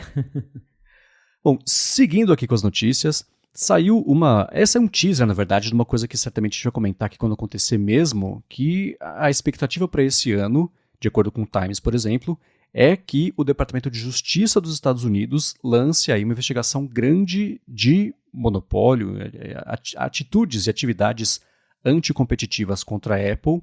Já faz um tempo que vem pintando informações a respeito disso, de que, sei lá, o pessoal do mercado de desenvolvimento, as empresas concorrentes vinham sendo consultadas sobre uma possível investigação, o caso estava sendo montado e parece que está no finalzinho disso aí, e que nesse ano o bicho vai pegar, e isso vem junto, por exemplo, do imbróglio da Máximo, com o negócio do relógio. Na semana passada pintou uma confusão nova da Apple com um dos aplicativos da suíte Hey, acho que era o Hey Calendar, que não pode ser atualizado, deixa eu falar mais a fundo sobre isso agora também. Mas acho que o principal é o caso da App Store, né? Já tem na Europa também, que a partir de março vai ser diferente. Então, juntando isso tudo, uma dor de cabeça a mais que a Apple deve ter, que vai ser grande, provavelmente aí, é que o governo americano vai abrir ou anunciar um processo grande de práticas anticompetitivas, que deve ser bem abrangente também, de diversos tipos de alegações, né? Desde a parte de hardware, de software, relação com concorrentes e conflito de interesses, etc., mas o ano já vai começar meio quente, pelo visto, né? O cerco tá fechando pra Apple e é o que a gente já comentou várias vezes, porque quem deu início, né, a toda essa discussão de antitruste contra a Apple foi a União Europeia, e agora lá já vai se tornar uma realidade. Esses dias mesmo a gente falou que o Japão agora já tá pensando aí em fazer uma legislação antitruste similar à da União Europeia. E agora, né, ninguém menos que Estados Unidos, o país da Apple. Então, neste primeiro momento, a Apple ela tem tomado medidas específicas para os lugares específicos. Um país X lá exigiu que a Apple libere o pagamento fora da App Store. Ela foi lá e deu um jeito de liberar só naquele lugar ou só para a categoria que foi exigido.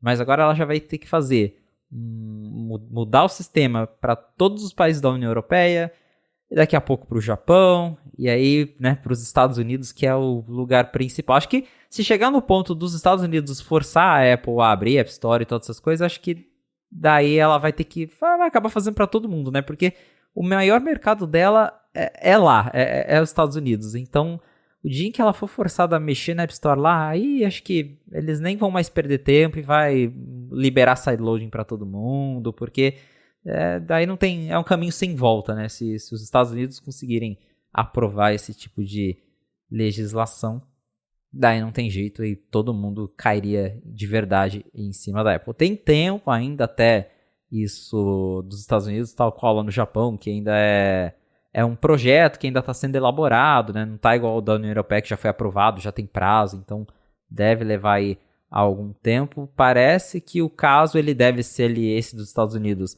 deve ser oficializado, deve ficar pronto ali, né, a proposta pelo Departamento de Justiça ainda na primeira metade desse ano, mas até isso ser discutido, aprovado ou não, chuto aí que vai pelo menos, no mínimo, ano que vem. Mas, de novo, na Europa já é uma realidade e daqui a pouco isso vai virar realidade em outros lugares também. Tá ficando difícil para a Apple fugir. Sim, tá. E para piorar, e esse foi o tema dessa última coluna que eu escrevi para o Mac Magazine no último fim de semana, que eu vou ecoar o que o Felipe disse. O cerco contra a Apple tá fechando e nesse momento parece que nem precisa fazer sentido se é mesmo anticompetitivo ou não, né? É o culpado até que se prove o contrário, na verdade, né? Porque, por exemplo, o caso do Beeper Mini, que foi construído em cima de uma engenharia reversa nos servidores da Apple, do sistema de validação, para enganar o sistema, para fingir que tinha o Apple ID e você usar o iMessage no Android, um serviço que era pago, só que usando os servidores da Apple. Sim, não tem como defender, né? Mas, sei lá, alguns políticos falam, vamos abrir investigação, porque, poxa, a Apple está impedindo inovação e etc., concorrência. Não é o caso, mas isso entra por conta de outras manobras que a Apple fez no passado. Eu cito, por exemplo, processou a empresa Pear, porque o logotipo de pera é a fruta que parece a maçã, os dois têm um caulezinho, então vou processar. Esse negócio do rei também, né, em cima de uma situação que ela já está perdendo, que é a briga da App Store. Então nem precisa mais fazer sentido a acusação para isso lá. O caso da Máximo, né, e a gente comentou sobre como...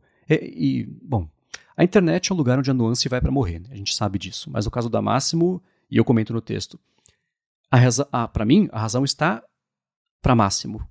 Por outro lado, ela é uma empresa que parece que ela é bem disposta a abrir processos com as patentes que ela tem, e ela própria, né? Não é uma empresa que lança os produtos dela. Então, uma coisa é você ter uma patente, um produto que você desenvolve e isso ser ferido. Outra coisa é você jogar com as patentes embaixo do braço e só isso, né? E, enfim, dá para essas duas coisas coexistirem e no caso da Máxima é isso. Acho que ela está se aproveitando da situação, mas ela tem o direito de fazer isso e, nesse caso específico, acho que ela tem razão. Então...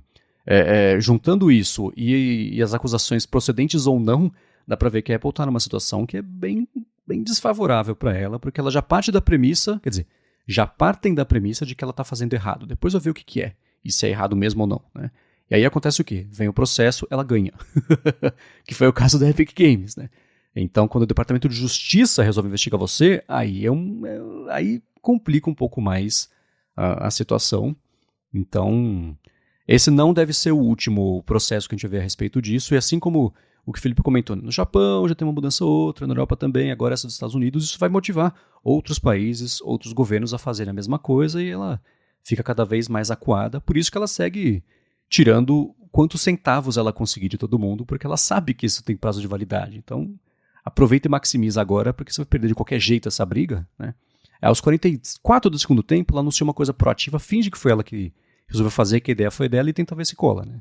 Geralmente é isso que acontece. E assim, lembrando que eu vejo muito pessoal comentando aqui, nossa, mas, né, quem diria, um absurdo uma empresa, né, ter lá o governo regulamentando, determinando. Cara, nos anos 90 a Microsoft já foi alvo de um rolê todo de antitruste e ela perdeu, ela foi obrigada a abrir mão de muita coisa, porque acho que no finalzinho dos anos 90, acho que o caso terminou em 2001, eles estavam investigando a Microsoft justamente por monopólio, porque ela dominava o mercado de PCs, e aí ela tinha lá os programas dela, que era o Internet Explorer, vinha instalado por padrão, e acho que não tinha como apagar, não tinha como mudar o navegador padrão do Windows na época. É mais ou menos a mesma história. E aí, naquela época, a Microsoft perdeu e foi obrigada a deixar o Windows, né, muito mais aberto, justamente porque ela foi ali acusada de monopólio. Então, demorou um tanto aí, mas agora é um caso bem parecido. Tá acontecendo de novo, só que a empresa da vez é a Apple, né? Uhum. E no caso da Microsoft, a decisão inicial ela foi condenada a ser separada em duas empresas. Uma empresa ia fazer só o sistema operacional e a outra empresa, basicamente o concorrente dessa primeira empresa, ia fazer os softwares, que era justamente para não virar... O Windows já vem com o IE, que foi a briga na época, né? Quando o IE tinha 95% de market share. Então foi isso que determinou, e isso aconteceu, e depois veio o Chrome, olha só, né? Então isso determinou é uma mudança grande em todo o mercado, e a Microsoft aprendeu a jogar o jogo desse jeito, né? Porque você vê que na verdade nenhuma outra empresa, né? Mas ela não foi processada novamente por conta disso. Recentemente começou a fazer umas coisas aí que caíram um pouco, chamaram mais atenção de reguladores, né? Ela tentou, acho que o principal disso, comprar a Blizzard, e ela desistiu da compra antes de receber o não definitivo, né? Mas acho que foi de lá pra cá a única vez que ela fez alguma coisa que o mercado não, né? Os reguladores falaram, opa, deixa eu ver mais de perto isso aí. Ela falou, então deixa, deixa pra lá, né? E isso é mexer muito com a divisão dela da Xbox, e a parte de jogos que ela já tem, então acho melhor não mexer nesse vespeiro, e esse processo serviu como aviso para todo o resto do mercado também. Então nunca rolou algo tão grande quanto isso. Vamos ver se nos próximos meses esse recorde é quebrado. E isso da Microsoft também é que na época foi algo, porque na época a gente não tinha as empresas que a gente tem hoje, então aquele processo ele foi focado na Microsoft. Hoje, né, a gente fala muito da Apple, mas a legislação ela é bem abrangente, ela inclui ali Google, já é uma legislação feita, acho que pensando mais para o futuro nesse sentido, porque ela fala as lojas de aplicativo, não é, a gente discute muito App Store, porque enfim, é o alvo número 1, mas acho que agora, talvez até como uma lição aprendida, né, e para ser future proof, essas leis antitrust, elas são bem mais amplas para pegar aí não só casos de agora, mas também de qualquer outra empresa que venha aí no futuro a um dia crescer ao ponto de dominar o mercado. Então, muita coisa vai mudar ainda. Vai, com certeza. E para quem quiser saber mais desse caso aí do governo americano contra a Microsoft, vai ter link na descrição. Agora, seguindo aqui com os assuntos da semana, a Apple publicou, depois tirou do ar, o beta aí do iOS 17.3. Eu quero entender o que rolou, porque foi, sim, tirar do ar é meio raro, né? Pois a Apple lançou o Beta 2 do 17.3, que, para recapitular, é aquela atualização que primeiro traz de volta as playlists colaborativas do Apple Music que estavam em beta no 17.2. Aí, por algum motivo, a Apple tirou da versão final, não foi liberado para todo mundo, voltou agora nesse beta, e tem também aqueles recursos lá de proteções anti-roubo, que você precisa só do Face ID para acessar senhas, e coloca lá um delay para desligar o Find My, toda aquela coisa de proteção que a gente já comentou aqui na fonte. Veio o Beta 2 na semana passada, ele foi liberado e imediatamente uma galera começou a reclamar que o iPhone estava travando depois da atualização, que ele ficava num loop infinito de reiniciar e não iniciava nunca. E aí a solução era colocar o iPhone no computador e fazer o downgrade para o Beta 1. E é muito curioso porque o bug, que enfim depois foi descoberto, é um bug muito específico que está relacionado com aquele recurso backtap do iPhone de acessibilidade, que você bate ali na traseira e ele executa algum comando. Quem tinha esse recurso habilitado é quem teve o iPhone travado após instalar o update. Então, no meu caso mesmo, eu não uso esse backtap, eu instalei normal, mas teve uma galera lá do trabalho que assim que atualizou o iPhone ficou com tudo travado, e aí perguntando, você tem o backtap ativado? Tenho. E aí dava outra, era a galera que teve o iPhone travado, e é bem curioso isso, justamente porque é muito difícil ver a Apple tendo que tirar uma atualização assim do ar, porque travou tudo. Ela faz isso realmente em casos muito extremos, e é muito doido porque, de novo, a gente está falando de um bug tão específico que, enfim, a gente espera lá que dentro da Apple as pessoas estejam fazendo o teste, mas o beta é para isso, né? O beta é para testar, mas parece que em nenhum dos cenários testados lá dentro da Apple alguém imaginou que ter o recurso de acessibilidade lá habilitado iria travar os iPhones, e aí a hora que lançou isso para galera geral usar, as pessoas descobriram o bug do pior jeito possível. Então, para quem não atualizou, agora não tem mais como atualizar, né? Mas para quem chegou a atualizar e teve o iPhone travado, a solução é baixar lá o arquivo IPSW manual do Beta 1 e fazer o downgrade. Se eu não me engano, até agora a Apple nem relançou a atualização, então talvez eles esperem, sei lá, para lançar um Beta 3 que resolva a situação, ou relancem o Beta 2 em algum momento, porque essa versão aí veio bugada. E esse lance do bug de fazer isso é uma coisa parecida com o que o Rambo já vinha comentando faz um tempo já, que vinha rolando no iPhone dele. Tanto que ele publicou depois um guia para quem quiser também tiver sido impactado por isso, né? Como é que resolve rápido. Mas a minha aposta é que o pessoal, o chicote comeu lá no fim de semana, hoje, no máximo amanhã, já pinte uma versão nova aí. Porque enquanto ela não lançar, a notícia é que ela tirou do ar por conta de um bug. Depois que ela lança, a notícia volta a ser que ela lançou, né? Então é interessante para ela atualizar isso aí o mais rápido possível, mas para quem tiver tido o iPhone travado, tem link na descrição para ver como faz para destravar. E uma coisa que a gente veio comentando ao longo do episódio é, né, a gente vai falar sobre isso, sobre aquilo, etc, de planos futuros aí da Apple. Saiu uma matéria no 95Mac, a matéria que foi feita pelo Chance Miller, com um resumão do que deve pintar aí na Apple ao longo do ano. Ele começa falando sobre... A gente vai seguir aqui o que a gente acha, né, dos produtos com a lista que ele fez e o Vision Pro. Ele começa falando sobre o Vision Pro e é aquilo, né? O Mark Gurman comentou que a Apple já veio levando funcionários lá para Cupertino para fazer os testes, funcionários de lojas, né? 2 ou 3 ali de cada loja para testar, fazer treinamento, etc. E que mais para o fim do mês agora, cada loja está reservada uma sessão de tipo 3 horas de treinamento, não fala sobre o que é, mas é meio óbvio, né? Para esse pessoal treinar mesmo todo mundo da loja. E aí ela está começando a enviar também para as lojas produtos que seja de estoque para fazer o lançamento ou no fim desse mês ou no começo do ano que vem. Começo do mês que vem, detalhe, Marcos. Você falou ano que vem, ano que vem seria um pouquinho longe. Aí é o Vision não Pro. Exatamente. Ano que vem é o Vision não Pro. Mas, boa. Inclusive, um detalhe curioso que a gente acabou acho que nem reportando isso, mas fuçando ali nos códigos desse beta que foi tirado do ar, a Apple ela apagou o nome, a nomenclatura Pro de todas as menções ao Vision Pro. Agora eles chamam só de Apple Vision no sistema. Então, é óbvio que tá longe ainda, mas provavelmente já é para deixar o sistema pronto ali para quando vier a versão não Pro, né?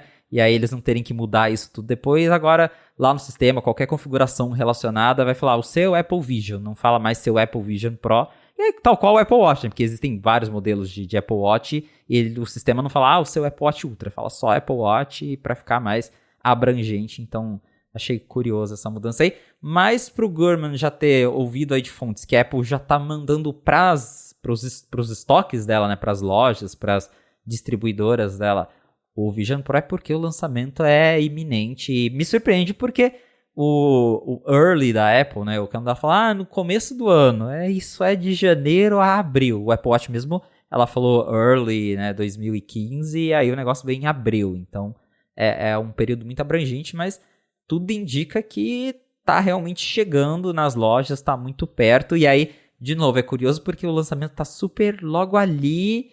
E até agora a Apple não falou nada, mas parece que ela pode fazer um anúncio aí essa semana, talvez até para, né, dar uma dispersada ali na CES, para tentar chamar mais a atenção.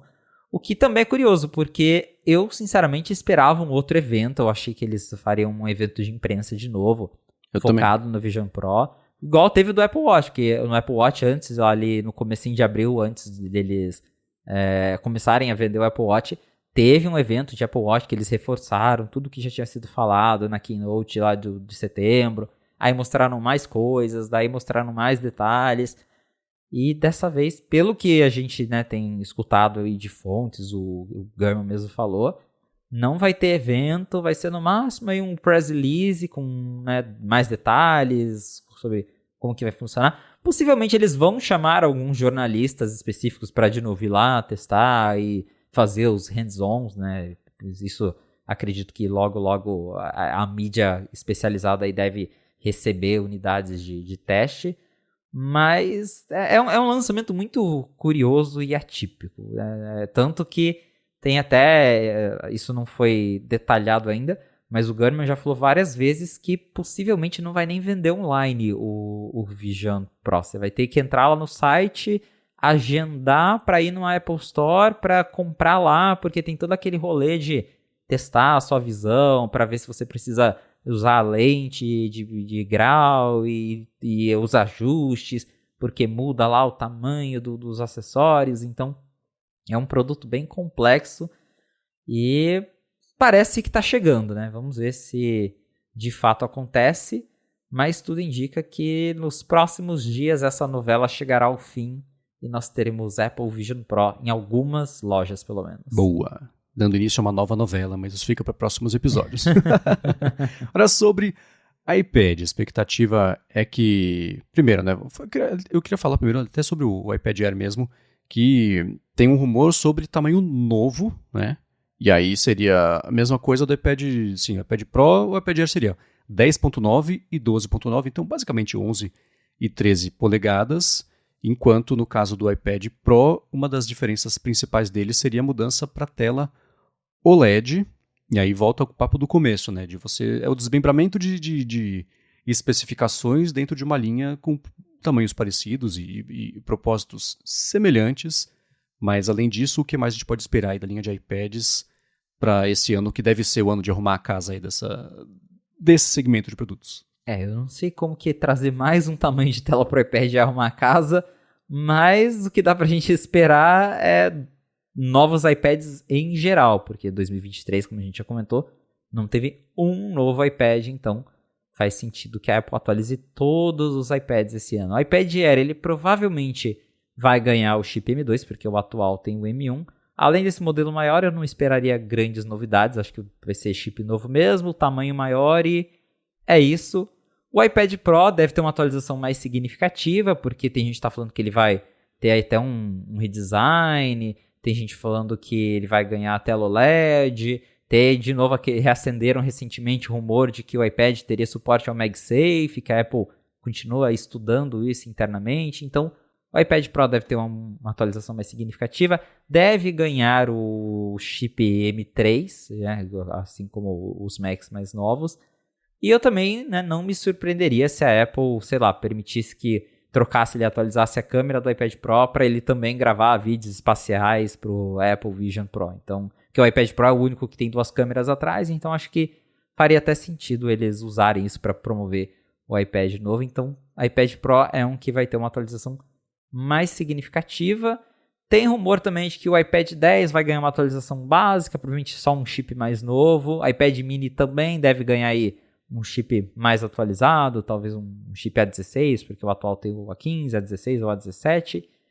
E tem rumor também de que a Apple vai atualizar a Magic Keyboard com design novo, vai lançar a Apple Pencil 3. Então, para compensar o ano 2023, que não teve nada de iPad, esse ano ela deve correr atrás do prejuízo, até porque a gente chegou a repercutir isso na época. O Tim Cook comentou na última divulgação de resultados fiscais, que ele falou, a gente espera que os números de iPad vão cair no próximo trimestre, porque a gente não lançou nada de iPad nesse ano, então a comparação vai ficar um pouco desbalanceada, então muito provavelmente a Apple vai correr para tentar aí recuperar, erguer um pouco esses números de iPad, mas tirando o iPad Pro que deve mudar mais, os outros vão ser mais atualizações rotineiras aí para deixar eles mais em dia com os hardwares atuais.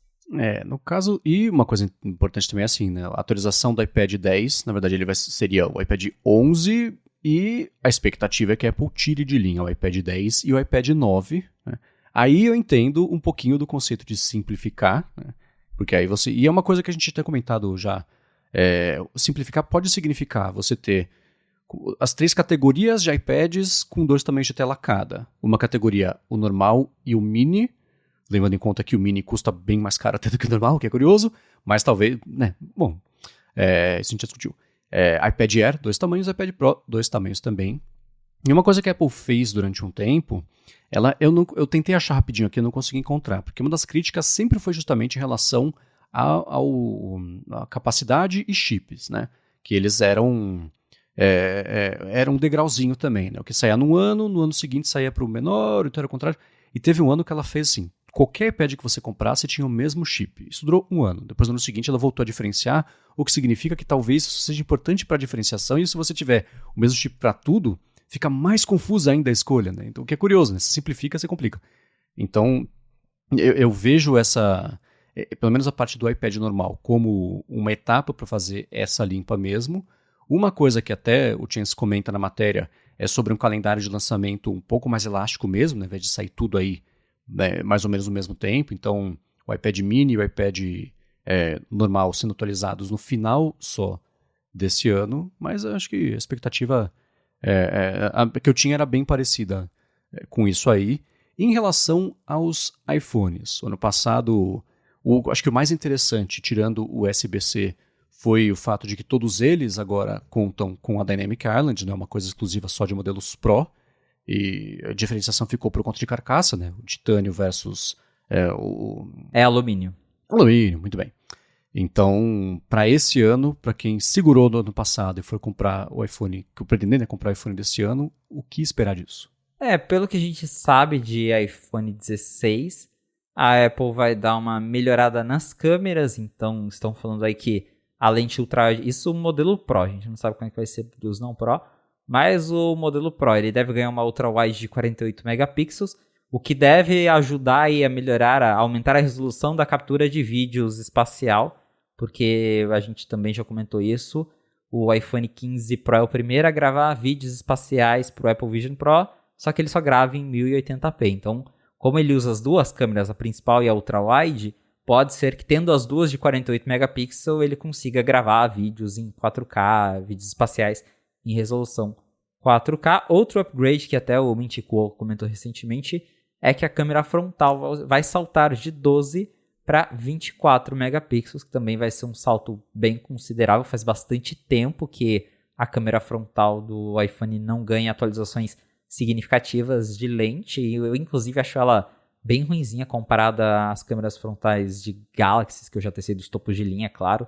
Então acho que está na hora já de um salto em câmera frontal, e parece que esse ano vem aí. E se tratando dos modelos não Pro, o que a gente sabe é que a Apple também vai reorganizar o layout das câmeras traseiras justamente para eles ficarem alinhados para que os modelos não Pro também consigam gravar vídeos espaciais para o Apple Vision Pro. Então, outro rumor aí que a gente tem para iPhone 16 é que a tela vai ficar um pouco maior nos modelos Pro, então o modelo de 6.1 vai passar para 6.3 e o Pro Max, que hoje tem 6.7, vai passar para 6.9, que se eu não me engano é o mesmo tamanho do S23 Ultra. Então, a Apple vai investir em aumentar ainda mais a tela, talvez justamente para dar uma diferenciação a mais, já que na linha 15, pelo menos em termos de design, os aparelhos ficaram bem parecidos, e aí com essa diferenciação aí, com tela um pouco maior, a Apple consiga convencer mais as pessoas de que o modelo Pro é mais legal, que vale mais a pena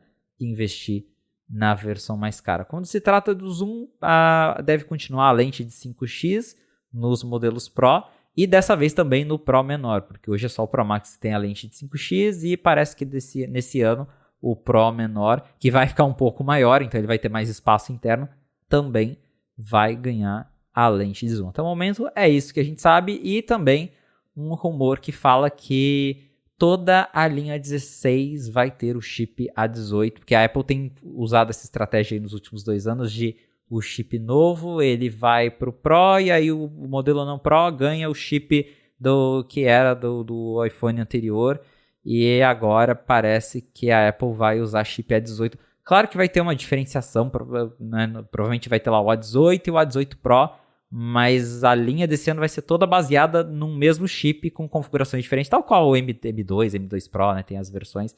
Então parece que a Apple vai voltar a usar o mesmo chip, só que pelo menos da mesma família, mas com configurações diferentes. Mas aí a coisa vai voltar a fazer um pouco mais de sentido. Então, para iPhone, é isso. É a mesma coisa todo ano, né? Upgrade de câmera e chip, que é o que tem sido a atualização de iPhone nos últimos anos. A parte de chip...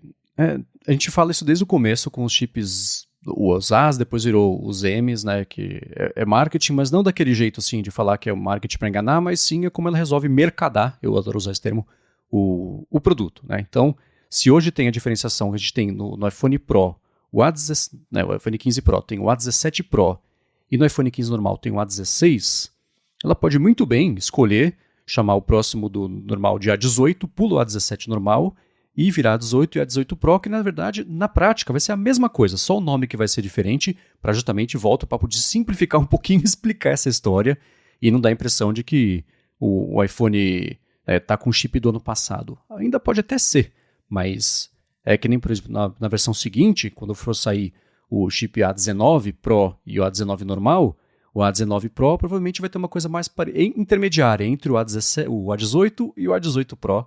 Então é só um jeito de simplificar essa história que é complicada mesmo de explicar, né? Agora, um problema que eu, olhando para a linha atual, olhando para as vendas que já tem, por exemplo, a venda do trimestre de Natal já tem 2 anos aí que está meio em baixa, a Apple falou que esse ano vai aumentar, mas não muito, né? Olhando para a linha atual, olhando para os rumores da próxima linha, eu não consigo ver coisas que motivem as pessoas a trocar, exceto assim, putz, está na hora de trocar, vou comprar o iPhone do ano, ou do ano passado. Mas funcionalidades novas mesmo, coisas diferentes de verdade que tragam benefício. Não, o Action Button interessante, ele foi lançado, não vejo ninguém falar sobre isso hoje em dia. Ah, capacidade de fazer vídeos lá para o Vision Pro interessante, mas ninguém vai comprar o Vision Pro. Então, eu vejo como um desafio, né, lançar coisas realmente novas que tragam vantagens para a galera.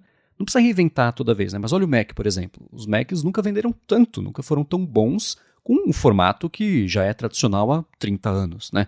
Do laptop. Não precisou ficar reinventando o laptop, né? Mas ainda assim, dá para ver benefícios na linha de Macs que eu não vejo nos últimos anos aí da linha de iPhones. Parece tudo cosmético / fírulas tecnológicas que são firulas, mas que não vejo, pelo menos, convencer o pessoal a fazer trocas em larga escala. Que motivo? Eu preciso do iPhone desse ano por causa de X. Não, é assim, preciso trocar de iPhone porque faz 4 ou 5 anos que eu tô com o meu e a bateria tá ruim já.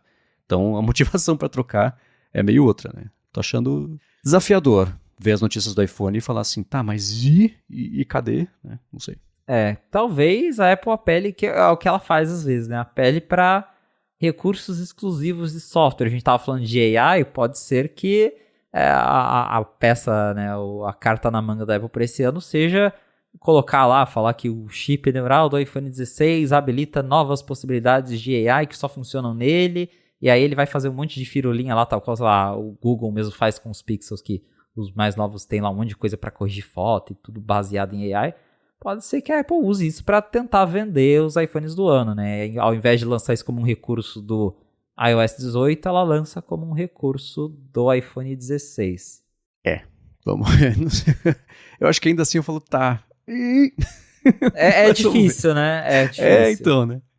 Agora, Apple Watch. Apple Watch sim é uma coisa que eu estou bem de olho, porque acho que desse ano não passa. Eu preciso atualizar o meu 4 velho de guerra aqui, que já passou. O que, para quem está de olho, pensando em, assim como eu, comprar Apple Watch nesse ano, o que esperar?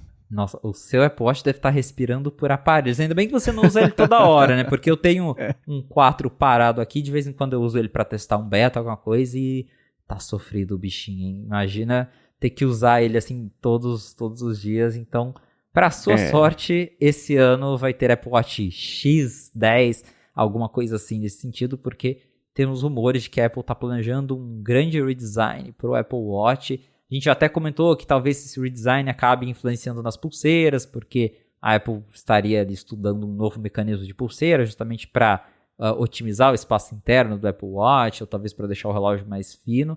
Ainda não sabemos como vai ser esse design, porque não vazou nada até agora, mas possivelmente aí nos próximos meses isso vai acontecer, porque a gente já está aí no ano do Apple Watch X, né? 10 anos desde que o Apple Watch começou a ser... Desde que ele foi anunciado, em setembro de 2014, então vai fazer aí 10 anos de Apple Watch, e a Apple supostamente está trabalhando numa versão bem diferente do que a gente tem hoje. Estou curioso para ver o que vai mudar, porém ao mesmo tempo, assim, eu não sei se eu me importo tanto com um design novo do Apple Watch, porque o atual ele funciona para mim. Eu gosto do design atual do Apple Watch, e se este novo design resultar em, né, como a gente já cogitou, vai melhorar, otimizar o espaço interno para ter mais bateria, aí sim eu acho super legal, mas mudar por mudar, eu já acho o Apple Watch atual super legal, super bacana, funciona para mim, não é um produto que eu fico esperando uma mudança radical a cada atualização. O que eu gostaria, claro, é ganhar novos sensores de saúde, que eu acho sempre legal, que abre sempre novas possibilidades, e talvez algum outro recurso, mas o que eu ficaria mais feliz é ter mais bateria, né? Sem ter que comprar o Apple Watch Ultra gigantesco, porque o Ultra fica esquisito no meu pulso pequeno, mas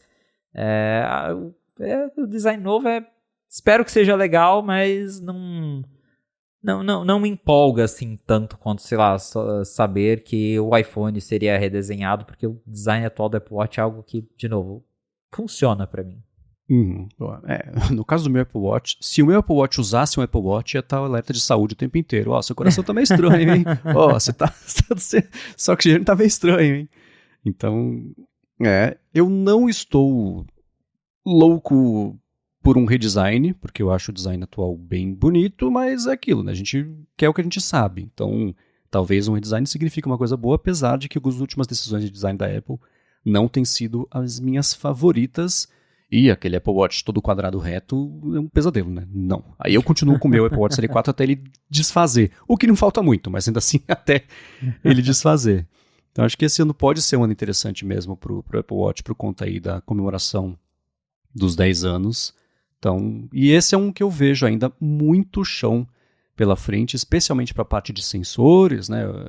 Uma coisa que o Tim Cook falou lá no começo, o pulso é interessante. E ao longo dos últimos 10 anos, a gente viu que ele era muito mais interessante do que a gente achava por conta da quantidade de sinais que dá para extrair do pulso para fazer outras coisas. Nem que seja um sinal bruto, nem que seja mastigar isso e transformar informações para estilo de vida, para a parte de saúde, e não só diagnóstico, mas ainda assim acompanhamento, etc., sugestões.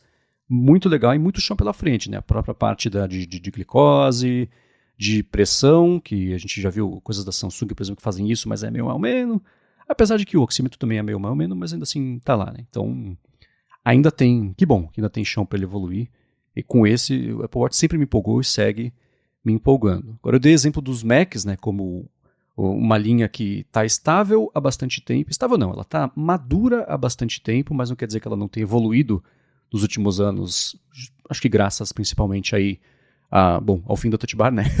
e principalmente a linha de processadores Apple Silicon, né, os M, cada ano sai a sua geração. Para quem estiver pensando em Macs nesse ano, o que esperar? Nada. Não, vou detalhar, mas então, assim... e os AirPods? Não, tô brincando. A Apple já atualizou mais da metade dos Macs no evento de outubro, né? Então a gente já tem...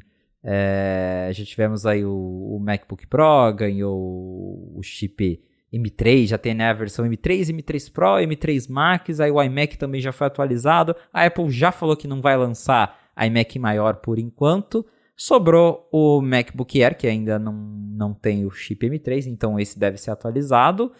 E aí, Mac Studio e Mac Pro, que segundo aí uma reportagem da Bloomberg, a Apple nem começou a testar amplamente as versões Ultra, né, do chip M3, então é algo que deve estar bem longe de ser lançado, no mínimo final do ano, ou talvez só 2025 mesmo. Então a gente já está ainda no ciclo do M3, então novidades de Mac, provavelmente eu chuto aí que a Apple tem seguido a tradição de anunciar MacBook Air na WWDC, né, na de 2022, foi o MacBook Air M2, 3 polegadas, ano passado na WWDC foi a versão M2 de 15 polegadas, então eu chuto que talvez nessa WWDC tenha aí as versões M3 do MacBook Air. O Mac Mini, se eu não me engano, também não foi atualizado, então deve ganhar um update, mas os rumores só dizem que vai ser a mesma coisa sempre, porém com o chip M3 lá dentro. E aí a grande novidade mesmo, que é ter um chip M3 Ultra, isso aí vai demorar bastante. Então, a menos que você queira um MacBook Air, os M3 já estão aí para algum tempo para serem comprados. Muito bem, se você quiser encontrar os links do que a gente comentou ao longo do episódio, vai em gigahertz.fm/afonte/81 ou dá mais pedra nas notas aqui do episódio para mandar feedback. Você vai lá em gigahertz.fm/feedback, tem link na descrição do episódio também para facilitar a vida. Quero agradecer a ExpressVPN pelo patrocínio do episódio de hoje, a vocês que deixam reviews, avaliações, que comentam, que recomendam a fonte para mais gente ainda poder descobrir o podcast, e a você, Felipe, por mais uma semana nos ajudar a entender o que está rolando lá em Cupertino. Valeu, Marcos, e obrigado, audiência, por ter ficado com a gente até o final de mais um episódio do A Fonte. Se você quiser me encontrar nas redes sociais pra gente bater um papo, é só me procurar no @felipe.exposito, lá no Instagram e no Threads. Boa, sou MVC Mendes nessas redes, apresento aqui na Gigahertz também o Área de Trabalho toda quarta-feira, Área de Transferência toda sexta-feira, apresento o Hipsters Fora de Controle para a Alura, que sai toda sexta-feira no feed lá do hipsters.tech, e escrevo todo sábado para o Mac Magazine. Obrigado mais uma vez pela audiência de vocês, e a gente volta na segunda que vem. Um abraço e até a próxima!